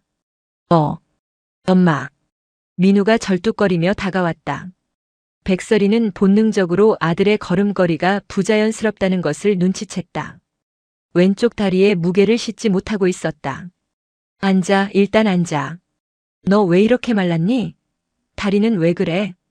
백설이가 아들의 손을 잡으려 했다. 그 순간 민우가 감전된 사람처럼 손을 뒤로 획 뺐다. 아니야. 훈련하다가 빙판길에서 넘어졌어. 괜찮아. 민우의 목소리는 갈라져 있었다. 백설이는 억장이 무너지는 것을 참으며 짐짓 태연하게 자리에 앉았다. 그래, 겨울엔 조심해야지. 뭐 먹고 싶어? 소갈비 시킬까? 아니, 그냥 돼지갈비 먹을래. 빨리 나오는 걸로. 민우는 계속해서 식당 입구와 시계를 번갈아 보았다. 주문한 고기가 나오고 숯불 위에 올려졌지만 민우는 젓가락을 들 생각도 하지 못했다. 그의 시선은 허공 어딘가를 부유하고 있었다. 민우야. 엄마 봐. 백설이가 낮고 단호한 목소리로 불렀다. 그제야 민우가 엄마와 눈을 마주쳤다. 눈밑이 검게 죽어 있었고 흰자 위에는 실핏줄이 터져 붉게 충혈되어 있었다. 수면 부족, 영양실조, 그리고 극도의 스트레스. 너 무슨 일 있지? 엄마한테 말해. 부대에서 누가 괴롭혀? 아니라니까. 그런 거 없어. 그냥 내가 적응을 잘 못해서 그래. 민우가 신경질적으로 반응하며 물컵을 집어들었다. 하지만 손이 너무 심하게 떨려 물이 테이블 위로 찰랑거렸다. 백설이는 더 이상 참지 못하고 아들의 소매를 걷어 올리려 했다. 손 좀 보자. 왜 이렇게 떨어? 하지 마. 놔두라고 좀. 민우가 거칠게 뿌리치던 그 찰나 걷어 올려진 전투복 소매 안쪽으로 백설이의 매서운 눈이 무언가를 포착했다. 손목 안쪽 동맥이 흐르는 얇은 피부 위에 선명하게 찍힌 둥근 화상 자국들. 하나가 아니었다. 셋, 넷. 담뱃불로 지저끈 흔적이었다. 그리고 그 위로 겹쳐진 시퍼런 멍 자국들. 백설이의 심장이 차갑게 식어내렸다. 이것은 훈련 중 부상이 아니었다. 명백한 고문이었다. 유민우. 이거 뭐야? 백설이의 목소리에서 어머니의 따뜻함이 사라지고 사령관의 서슬 퍼런 냉기가 흘러나왔다. 민우는 사색이 되어 소매를 황급히 내렸다. 모기 물려서 긁은 거야. 한겨울 원통에 모기가 산다고. 너 지금 엄마를 바보로 아는구나. 백설이가 테이블을 짚고 일어나려는 순간이었다. 식당 문이 쾅 하고 거칠게 열리며 찬 바람과 함께 시끄러운 소음이 들이닥쳤다. 아따 춥다 추워. 야, 자리 있냐? 전투복 상에 단추를 두어 개 풀어 헤치고 베레모는 삐딱하게 쓴 병장 한 무리가 들어왔다. 개구리 마크가 박힌 병장 계급장, 그리고 오버로크 쳐진 명찰에는 황대식이라는 이름이 박혀 있었다. 그의 뒤로는 껌을 짝짝 씹는 상병 2명이 호위무사처럼 따라붙었다. 식당 안의 공기가 순식간에 변했다. 휴가 나온 다른 이등병들이 밥을 먹다 말고 황급히 고개를 숙이거나 눈을 피했다. 그 구역의 포식자가 누구인지 증명하는 장면이었다. 황대식은 식당을 휘둘러 보더니 구석에 앉아있는 유민우를 발견하고는 입꼬리를 비릿하게 말아 올렸다. 이게 누구야? 우리 패급 유민우 아니냐? 그 목소리를 듣는 순간 유민우의 몸이 딱딱하게 굳었다. 반사적으로 젓가락을 내려놓고 벌떡 일어나 차렷 자세를 취했다. 충성. 이병 유민우. 식사 중이었습니다. 목소리가 찢어질 듯 컸지만 공포에 질린 비명처럼 들렸다. 황대식은 킬킬거리며 성큼성큼 다가왔다. 흑투성이 전투화를 신은 채 백설이가 앉아있는 테이블 옆까지 거리낌 없이 걸어왔다. 앉아. 임마. 밖에서 보니까 반갑네? 어머니 오셨냐? 황대식은 백설이를 훑어보았다. 그의 눈빛에는 어른에 대한 공경심 따위는 없었다. 그저 돈 좀 있어 보이는 아줌마 혹은 먹잇감의 보호자 정도로 인식하는 끈적한 시선이었다. 안녕하십니까, 아줌마. 제가 민우 많이 아끼는 선임 황대식 병장입니다. 민우가 군 생활을 아주 스펙터클하게 잘하고 있어서 제가 특별히 교육 좀 시키고 있습니다. 스펙터클이라는 단어에 담긴 조롱. 백설이는 아무런 대꾸 없이 황대식의 눈을 똑바로 응시했다. 보통의 민간인 아줌마라면 당황해서 인사를 받거나 굽신거렸겠지만 백설이의 눈빛은 미동도 없었다. 마치 작전지도 위에서 적의 좌표를 찍는 지휘관의 눈이었다. 그 서늘한 침묵에 황대식의 눈썹이 꿈틀했다. 기분이 나쁘다는 뜻이었다. 야, 유민우. 너네 엄마는 원래 이렇게 예의가 없으시냐? 선임이 인사를 하는데 씹으시네. 퍽. 말이 끝남과 동시에 황대식의 손바닥이 유민우의 뒤통수를 강타했다. 둔탁한 타격음이 고깃집의 소음을 뚫고 백설이의 귀에 꽂혔다. 민우의 고개가 앞으로 꺾이며 베레모가 벗겨져 숯불 불판 옆으로 굴러떨어졌다. 죄송합니다. 어머니가 잘 모르셔서 그렇습니다. 민우가 황급히 베레모를 주워들며 고개를 조아렸다. 덜덜 떨리는 손, 터질 듯 붉어진 얼굴, 그리고 눈가에 맺힌 눈물. 아들은 엄마가 보는 앞에서 짐승보다 못한 취급을 당하고 있었다. 황대식은 아예 민우의 옆자리에 털썩 주저앉았다. 그러고는 백설이를 보며 뻔뻔하게 웃었다. 아줌마, 오해하지 마세요. 이게 다 군대식 사랑의 매, 뭐 그런 겁니다. 민우가 좀 굼뜨거든요. 아, 배고픈데 고기 좀 같이 먹어도 되죠? 황대식은 대답도 듣지 않고 민우의 앞접시에 놓인 잘 익은 돼지갈비 한 점을 손가락으로 집어 자신의 입에 쳐넣었다. 쩝쩝거리는 소리가 유난히 크게 들렸다. 백설이는 테이블 아래로 주먹을 꽉 쥐었다. 손톱이 살을 파고들어 피가 배어나올 지경이었다. 그녀의 머릿속에서 인내라는 퓨즈가 끊어지기 일보 직전이었다. 맛있네. 야, 민우야, 지갑 꺼내봐. 황대식이 우물거리며 손을 내밀었다. 네? 지갑 말입니까? 새끼야. 나올 때 담배 다 펴서 한갑 사야 되는데 현금이 없네. 너네 엄마한테 용돈 좀 받았을 거 아냐? 빨리 내놔. 형 복귀 시간 얼마 안 남았다. 갈취. 그것도 부모 앞에서. 이것은 단순한 괴롭힘이 아니었다. 민우를 인간으로 보지 않는다는 명백한 증거였다. 민우가 쭈뼛거리며 주머니에서 꼬깃꼬깃한 10,000원짜리 몇 장을 꺼내려 하자 황대식이 민우의 손목을 낚아채며 인상을 썼다. 아니, 지갑을 통째로 달라고. 답답하게 구네 진짜. 황대식이 민우의 전투복 상의 주머니로 손을 쑥 집어넣었다.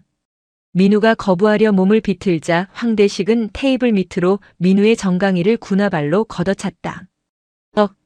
민우가 외마디 비명을 지르며 테이블 위로 엎어졌다. 그 충격으로 물컵이 쓰러지고 물이 백설이의 코트 위로 쏟아졌다. 정적이 흘렀다. 식당 안의 모든 시선이 그 테이블로 쏠렸다. 황대식은 잠시 멈칫하더니 이내 적반하장으로 소리쳤다. 아씨야, 너 때문에 어머니 옷 다 젖었잖아. 똑바로 안 해? 그때였다. 그 손때. 낮지만 식당 안의 공기를 얼어붙게 만드는 목소리가 들렸다. 백설이가 천천히 자리에서 일어났다. 젖은 코트를 털 생각조차 하지 않은 채 그녀의 눈은 오직 황대식이라는 목표물에 고정되어 있었다. 뭐요? 황대식이 어이없다는 듯 고개를 돌렸다. 내 아들 몸에 손대지 말라고 했다. 그리고 그 더러운 손 당장 주머니에서 빼. 백설이의 눈빛이 바뀌었다.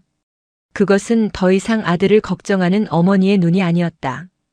국가 안보를 위협하는 간첩을 색출하여 신문실 의자에 앉혀놓고 내려다보는 방첩 사령관의 눈빛이었다. 너 이름이 황대식이라고 했나? 백설이가 한 걸음 다가갔다. 그 기세에 눌려 황대식의 뒤에 서 있던 상병들이 저도 모르게 뒷걸음질 쳤다. 지금 이 순간부터 내군 생활은 내가 끝장낸다. 원통의 칼바람보다 더 차가운 선전포고였다. 지금 이 순간부터 내군 생활은 내가 끝장낸다. 백설이의 선전포고는 갈빗집의 소음을 뚫고 황대식의 고막에 정확히 꽂혔다. 하지만 그 경고는 황대식에게 위협이 아닌 코미디로 받아들여졌다. 그는 잠시 멍하니 있다가 배를 잡고 낄낄거리기 시작했다. 푸하하. 야, 들었냐? 이 아줌마가 내군 생활을 끝장내신단다. 와, 진짜 요새 아줌마들 드라마를 너무 많이 보셨네. 황대식은 고개를 절레절레 흔들며 젓가락으로 불판 위에 고기를 뒤적거렸다. 그 모습은 흡사사파리 투어버스를 공격하는 원숭이처럼 상대가 얼마나 위험한 존재인지 전혀 인지하지 못한 채 날뛰는 꼴이었다. 아줌마, 여기가 사회인 줄 아세요? 여기는 강원도 인제군 원통입니다. 민간인 통제구역 코앞이라고요. 당신이 밖에서 뭐 학부모회 회장을 하든 부녀회장을 하든 여기선 제가 법이고 제가 왕입니다. 아시겠어요? 황대식은 들고 있던 소주잔을 바닥에 팍 소리나게 쏟아버렸다. 튀어오른 소주 방울이 백설이의 구두를 적셨다. 명백한 도발이었다. 어머니, 제발요. 그만하세요. 제가 잘못했어요. 유민우가 사색이 되어 백설이의 팔을 붙잡았다. 아들의 손은 얼음장처럼 차가웠고 땀으로 축축했다. 민우야, 비켜라. 엄마 제발. 나 부대 들어가서 죽는 꼴 보고 싶어서 그래. 황 병장님 죄송합니다. 저희 어머니가 갱년기라 감정 조절이 잘 안 되셔서. 민우는 울먹이며 황대식에게 고개를 숙였다. 살기 위해 엄마를 미친 사람 취급해야 하는 아들의 비참함. 백설이의 가슴 속에서 뜨거운 용암이 치솟았다. 이것은 단순한 모욕을 넘어선 인격살인이었다. 황대식은 턱을 괴고 그 광경을 즐겼다. 야 유민우, 너 효자다. 근데 어쩌냐? 내 엄마가 선을 넘으셨네. 너 오늘 복귀하면 알지? 세탁실로 바로 튀어와라. 세탁기 안에 좀 들어가 있어야겠다. 세탁기 안에 사람을 넣는다. 그것은 12사단 내 악습 중에서도 가장 악랄한 고문이었다. 좁은 통 안에 사람을 구겨 넣고 물을 뿌리는 짓거리. 백설이는 더 이상 대화가 통할 상대가 아님을 직감했다. 그녀는 핸드백을 열었다. 스마트폰을 꺼내는 손동작에는 한치의 망설임도 없었다. 신고하시게? 하세요 해. 일일이 누르시든가 아니면 국방 헬프콜 1303 누르시든가. 그거 눌러봤자 조사 나오는 헌병 수사관 형님, 나랑 호영호제하는 사이다. 내가 누군지 알아? 황대식은 의자를 박차고 일어났다. 위협적인 덩치로 백설이를 내려다보며 윽박질렀다. 이 아줌마가 진짜 황대식이 손을 들어올리는 신용을 했다. 민우가 비명을 지르며 엄마 앞을 막아섰다. 하지만 백설이는 눈 하나 깜짝하지 않고 단축번호 1번을 길게 눌렀다. 통화 연결음이 울리기도 전에 상대방이 전화를 받았다. 충성, 비서실장입니다. 수화기 너머로 들려오는 절도 있는 목소리. 백설이는 황대식의 눈을 똑바로 쳐다보며 아주 낮고 또렷한 발음으로 명령을 내렸다. 나다. 방첩사령관 중장 백설이다. 현재 위치 12사단 앞 을지회관. 지금 즉시 12사단장, 헌병대장, 감찰참모 전원 집합시켜. 전시 상황에 준하는 속도로 이동하라고 전해. 5분 준다. 뚝. 전화를 끊는 소리가 유난히 크게 울렸다. 식당 안의 공기가 미묘하게 변했다. 방첩사령관 중장 전시 상황. 일상적인 대화에서는 절대 나올 수 없는 단어들이었다. 게다가 백설이가 내뿜는 기세는 방금 전까지의 아줌마와는 차원이 달랐다. 30년간 수천 명의 부하를 지휘하며 굳어진 뼛속까지 군인인 사람만이 낼 수 있는 살기 어린 위압감.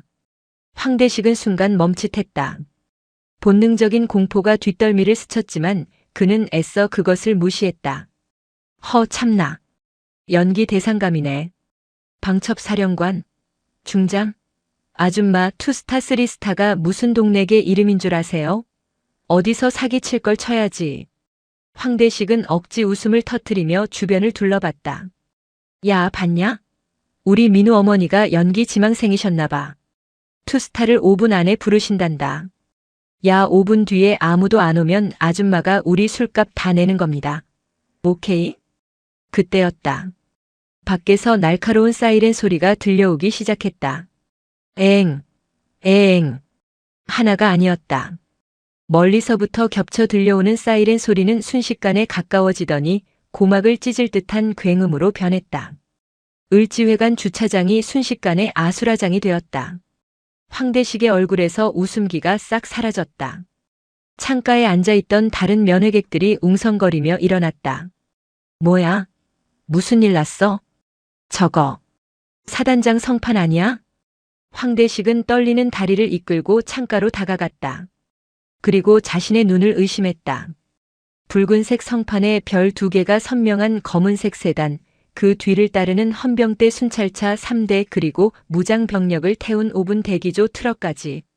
12사단 본부의 핵심 전력이 고작 고깃집 하나를 포위하고 있었다. 설마. 황대식의 입술이 파르르 떨렸다.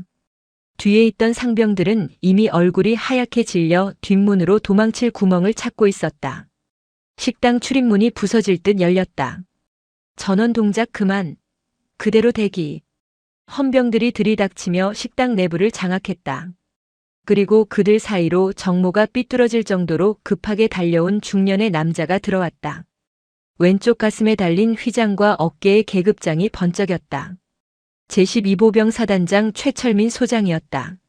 최 소장은 거친 숨을 몰아쉬며 식당 안을 두리번거렸다. 그리고 구석에 서 있는 회색 코트를 입은 여성을 발견하자마자 눈이 튀어나올 듯 커졌다. 그는 주저없이 달려와 백설이 앞에 섰다. 쾅! 발을 구르는 소리가 식당 바닥을 울렸다. 충성! 제12보병 사단장 소장 최철민, 사령관님의 방문을 신고합니다. 그 순간 황대식의 세상이 무너져 내렸다. 식당 안은 진공 상태가 된 듯 정적이 흘렀다. 숯불 타는 소리와 사단장의 거친 숨소리만이 들려왔다. 황대식은 입을 떡 벌린 채 그 광경을 지켜보았다. 자신이 하늘처럼, 아니 신처럼 여기던 사단장이 고작 이등병의 엄마에게 식은 땀을 흘리며 부동자세로 경례를 하고 있었다. 다리에 힘이 풀렸다. 무릎뼈가 서로 부딪히며 딱딱거리는 소리를 냈다. 백설이는 천천히 자리에서 일어났다. 그녀는 경례를 받아주지 않았다. 대신 차갑게 가라앉은 눈으로 최철민 소장을 내려다보았다. 최 소장, 자네 부대 관리를 아주 훌륭하게 하더군. 칭찬이 아니었다.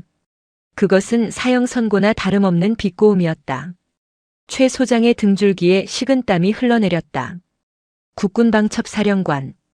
군내의 모든 정보와 감찰권을 쥔 국방부 장관조차 함부로 대하지 못하는 실세 중의 실세.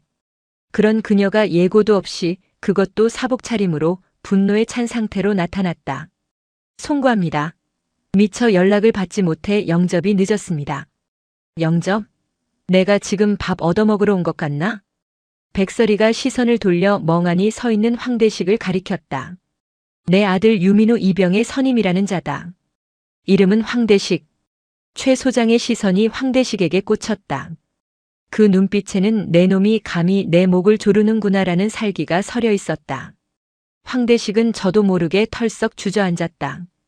오줌이 찔끔 새어나왔다. 사단장님. 그게 아니라. 저는. 황대식이 뭐라 변명하려 입을 떼기도 전에 백설이의 목소리가 벼락처럼 떨어졌다. 저 병사가 내 면전에서 내 아들을 구타하고 금품을 갈취하더군. 심지어 나를 협박까지 했어. 방첩사령관인 나를 말이야. 최 소장의 얼굴이 흑빛이 되었다. 민간인 폭행도 모자라 상관 모욕, 그것도 3스타를 협박했다니. 이건 단순한 영창감이 아니었다. 헌병대장. 예. 헌병대장 중령 박성훈입니다. 지금 당장 저 병사를 긴급 체포해. 혐의는 상관 모욕, 특수폭행, 공갈 협박, 그리고 국군 조직법 위반이다. 수갑 채워. 알겠습니다. 체포해. 헌병대장의 지시에 헌병 2명이 득달같이 달려들어 황대식을 제압했다. 아닙니다.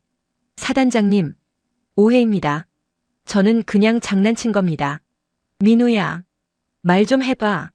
장난이었다고. 황대식은 바닥에 얼굴이 지시겨진 채로 발버둥치며 유민우를 찾았다. 하지만 유민우는 백설이의 등 뒤에서 떨고 있을 뿐이었다. 입 닥쳐. 내 놈이 감히 어디서 주둥이를 놀려. 최 소장이 버럭 소리를 질렀다. 백설이는 손수건을 꺼내 젖은 코트를 닦는 척하며 헌병들에게 끌려가는 황대식의 뒷모습을 싸늘하게 응시했다. 그리고 떨고 있는 아들 민우를 돌아보았다. 민우야. 엄마. 아니, 사령관님. 민우는 혼란스러워하고 있었다.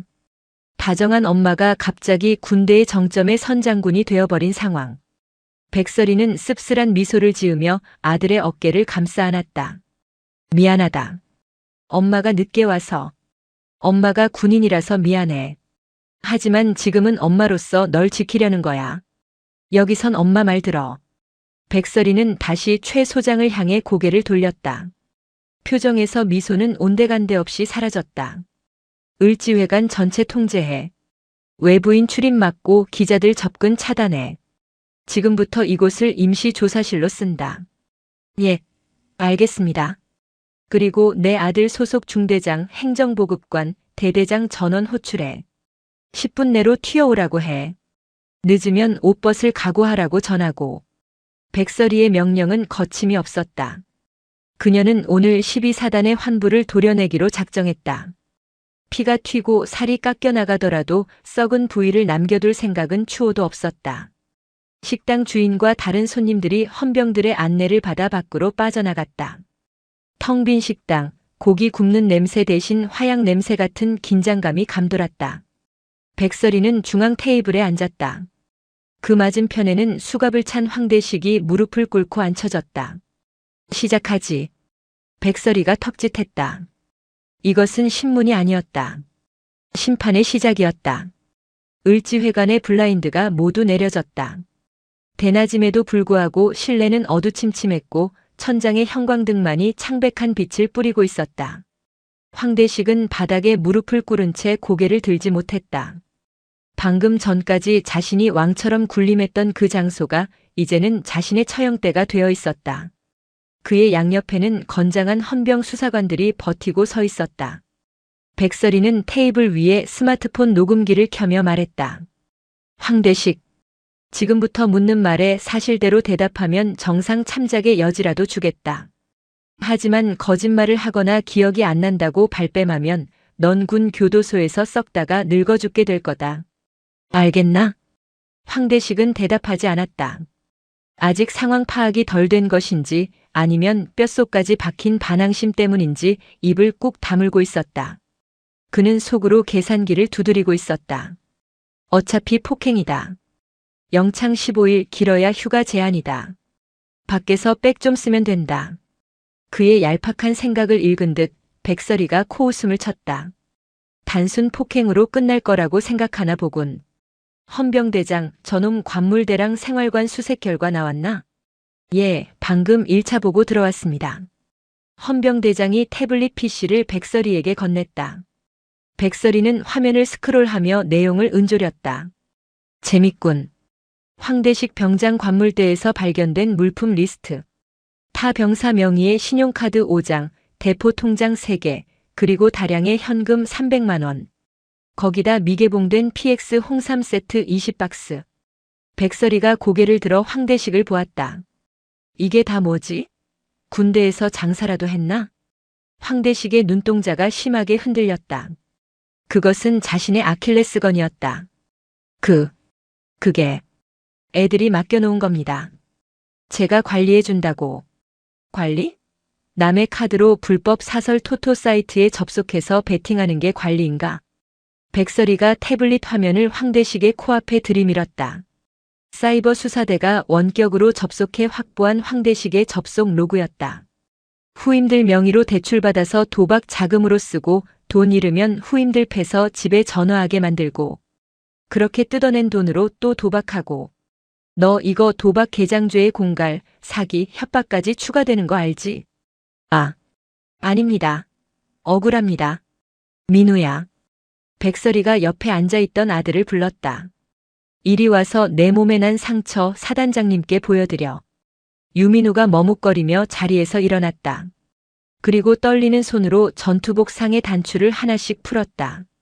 옷이 벗겨지자 지켜보던 사단장 최철민 소장이 헛바람을 들이켰다. 민우의 마른 몸은 그야말로 도화지였다. 악마가 그린 그림으로 가득 찬. 배와 가슴에는 군화발로 차인 시퍼런 멍이 겹겹이 쌓여 있었고 옆구리와 등에는 담뱃불로 지진 화상 자국이 10여 개가 넘었다. 심지어 허벅지 안쪽에는 예리한 커터 칼로 그은 듯한 흉터까지 보였다. 이게만도 못한 새끼가. 최 소장은 말을 잇지 못했다. 자신의 부대에서 이런 일이 벌어지고 있었다는 사실에 대한 수치심과 분노가 뒤섞였다. 이건 단순 가혹행위가 아니야. 고문이다.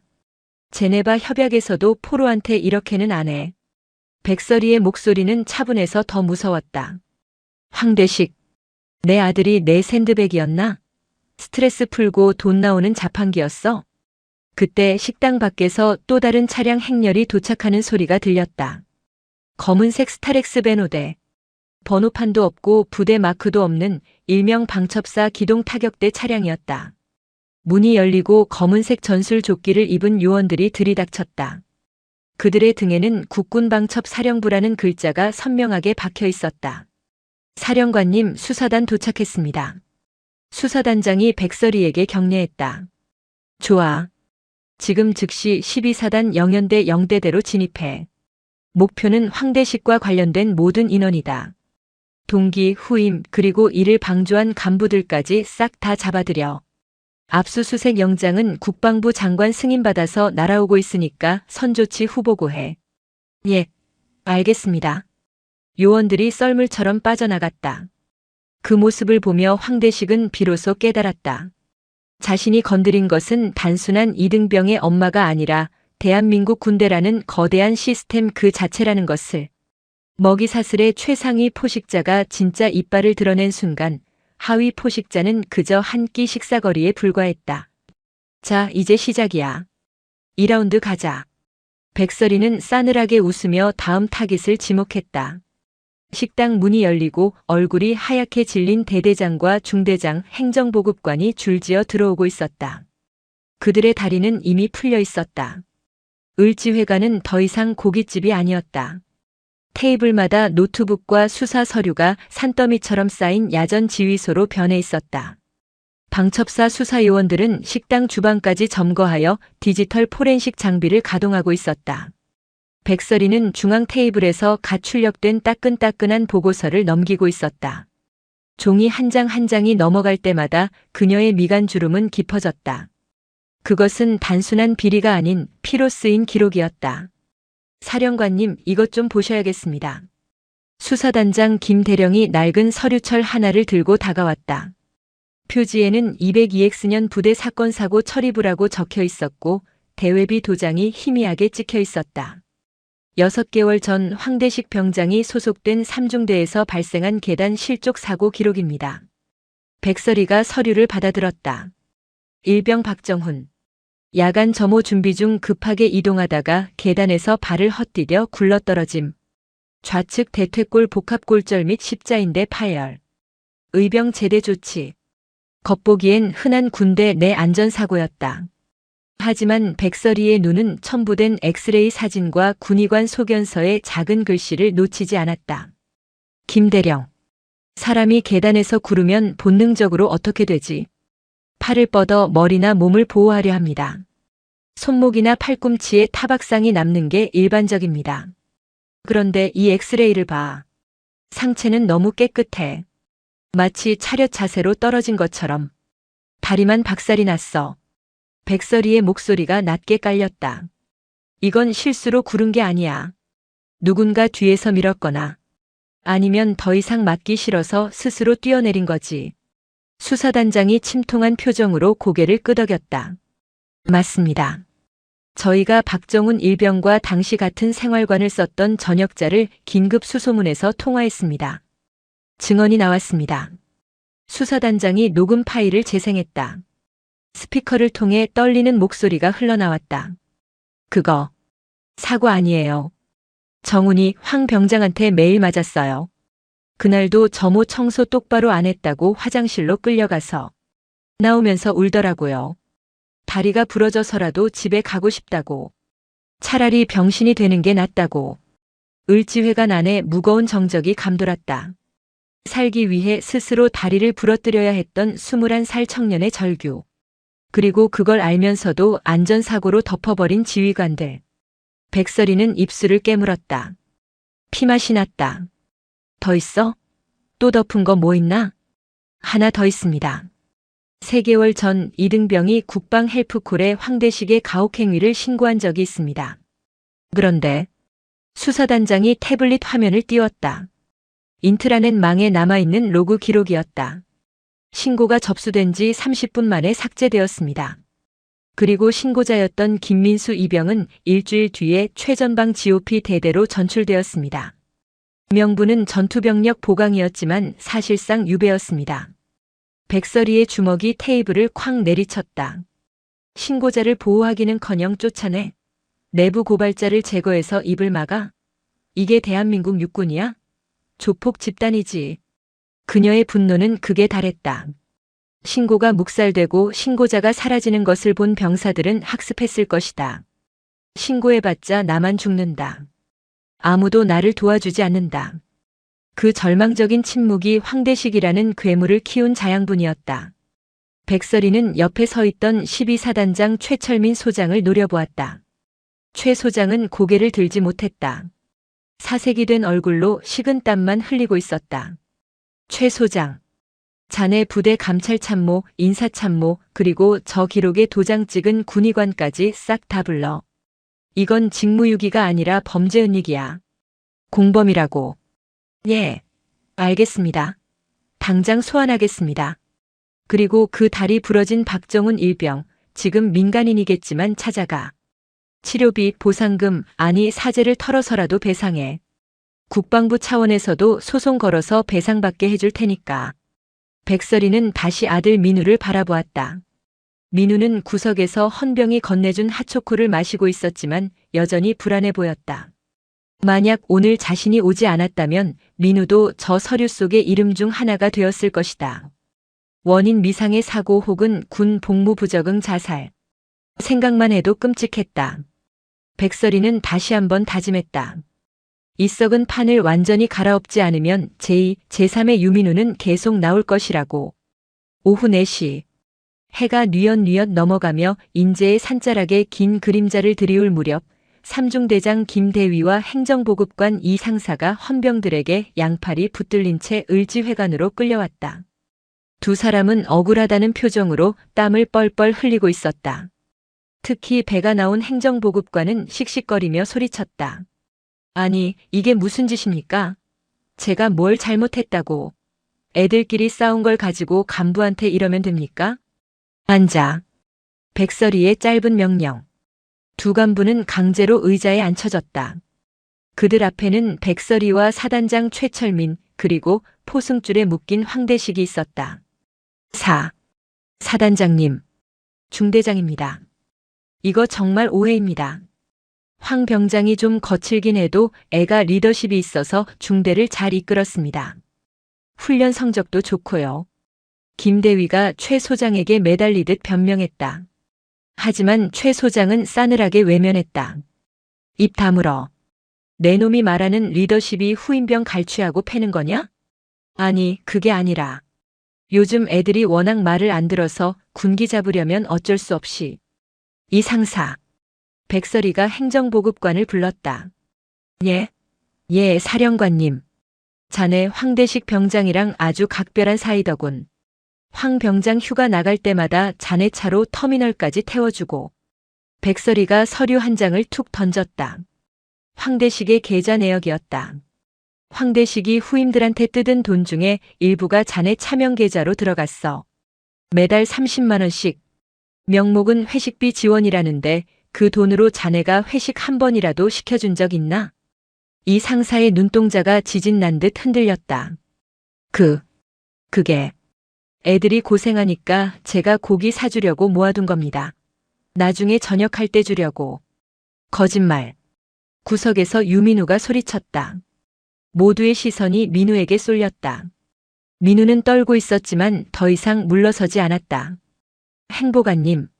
제가 황 병장님한테 맞아서 코피 흘리고 있을 때 지나가면서 보셨잖아요. 적당히 해라, 피 묻으면 귀찮다라고 하셨잖아요. 그리고 황 병장님이 준 양주 행정반에서 둘이 나눠 마시는 거 제가 봤습니다. 에이, 이 새끼가 미쳤나? 야, 너 이등병이 어디서 간부한테. 이 상사가 벌떡 일어나려다 헌병에게 제압당해 어깨가 꺾였다. 백설이가 천천히 걸어와 이 상사의 코앞에 섰다. 병사가 병사를 괴롭히는 건 폭력이다. 하지만 간부가 그걸 알면서도 묵인하고 심지어 이득을 취하는 그건 배신이야. 내 놈들이 입고 있는 그 군복에 대한 배신이고 자네들을 믿고 자식을 보낸 부모들에 대한 배신이다. 백설이의 시선이 김대위에게로 옮겨갔다. 중대장, 자네는 마음의 편지함 10쇠 가지고 있지? 민우가 쓴 편지 읽었나? 읽고도 찢어버렸지. 귀찮으니까. 부대 시끄러워지면 진급 막히니까. 황 병장이 알아서 군기 잡아주니까 편해서. 김 대위는 고개를 푹 숙였다. 더 이상 변명의 여지가 없었다. 너희 둘 지금 이 시간부로 보직 해임이다. 헌병대 압송에서 구속 수사해. 뇌물수수, 직무유기, 가혹행위 교사 및 방조. 군 검찰에서 징역 5년 이상 구형하도록 내가 직접 지시하겠다. 연금? 기대하지 마. 퇴직금도 없을 줄 알아. 사령관님, 잘못했습니다. 한 번만 봐주십시오. 처자식이 있습니다. 이 상사가 바닥에 머리를 찌우며 울부짖었다. 하지만 백설이는 눈 하나 깜짝하지 않았다. 처자식? 내 아들도 내 처자식이야. 너희가 짓밟은 병사들도 누군가의 귀한 자식들이고. 끌고 가. 헌병들이 두 간부를 질질 끌고 나갔다. 그들의 비명소리가 복도 끝으로 사라질 때까지 황대식은 고개를 들지 못했다. 자신의 뒷배라고 믿었던 간부들이 처참하게 무너지는 모습을 보며 그는 이제야 자신이 완전한 고립무원에 빠졌음을 깨달았다. 자, 이제 너만 남았네. 황대식. 백설이가 황대식을 내려다보았다. 을지회관의 밤은 깊었지만 수사는 이제 정점을 향해 가고 있었다. 백설의 중장은 사단장실 소파에 앉아 법무참모가 가져온 법전들을 훑어보고 있었다. 사령관님. 법무참모가 조심스럽게 입을 열었다. 황대식 병장의 전역이 3일 남았습니다. 통상적인 절차라면 일단 전역을 시키고 사건을 민간 경찰과 검찰로 이첩해서 수사를 받게 하는 것이 관례입니다. 부대 부담도 줄일 겸. 관례? 백설이가 법전을 탁 덮으며 법무참모를 쏘아보았다. 민간으로 넘기면 어떻게 될지 몰라서 그래. 초범이고 반성문 쓰고 변호사 써서 합의하면 집행유예로 풀려날 게 뻔해. 그럼 그놈은 술 마시면서 군대 별거 아니네 떠들고 다니겠지. 백설이는 자리에서 일어나 창밖을 가리켰다. 나는 그 꼴 못 본다.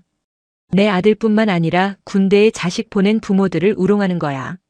하오나 전역을 막을 법적 근거가 군인사법 제40조 사항.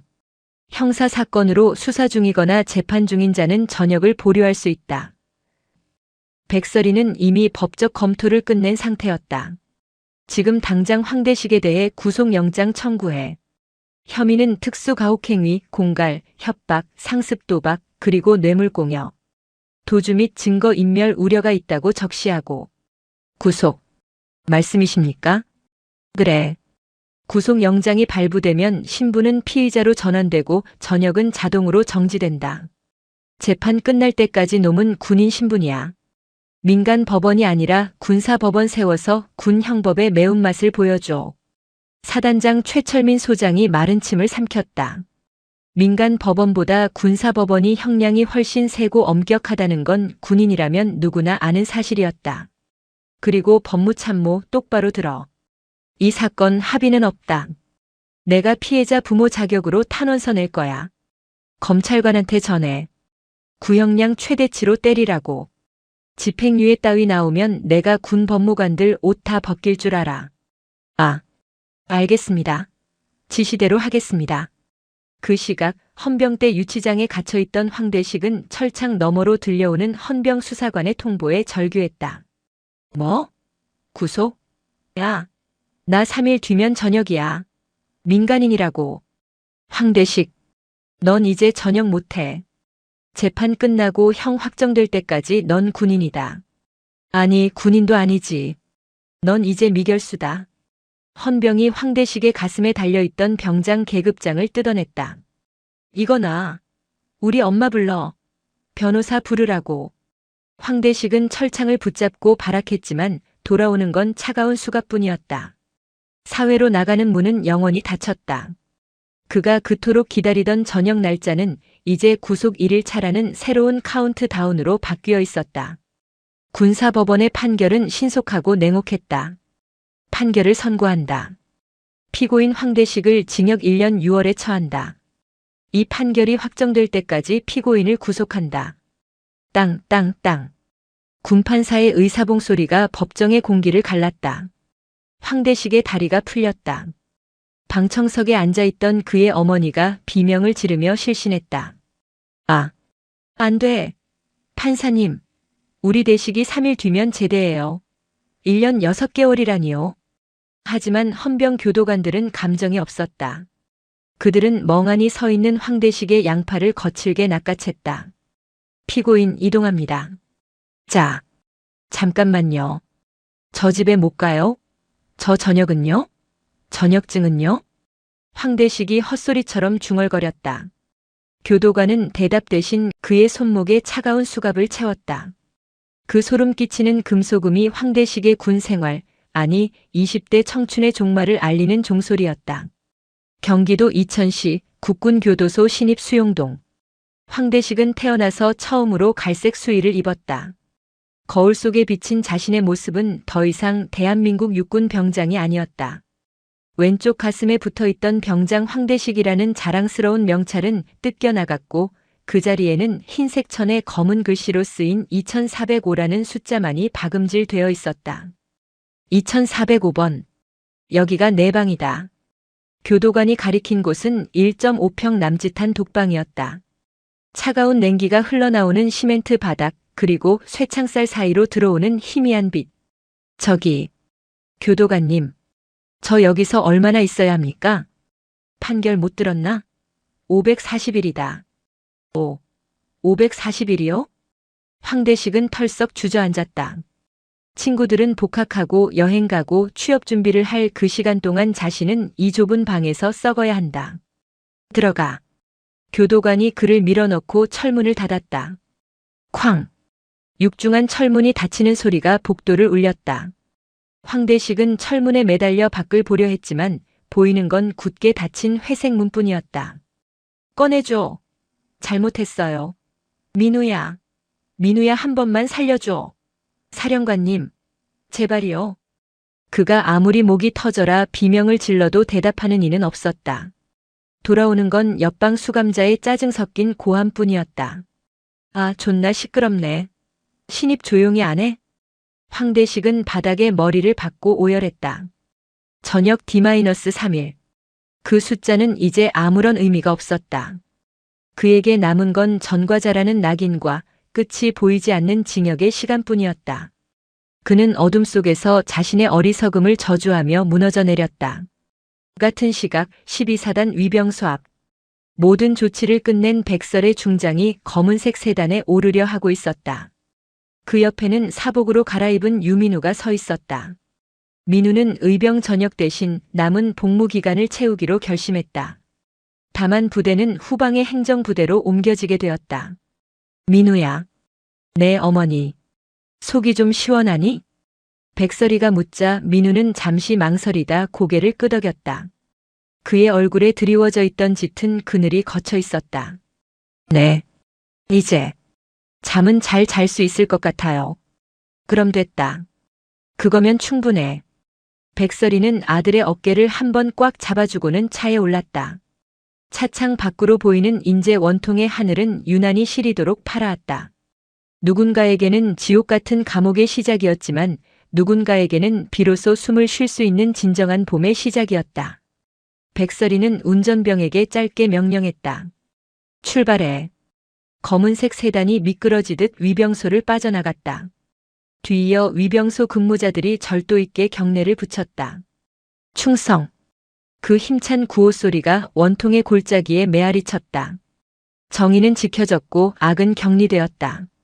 그것으로 족한 결말이었다.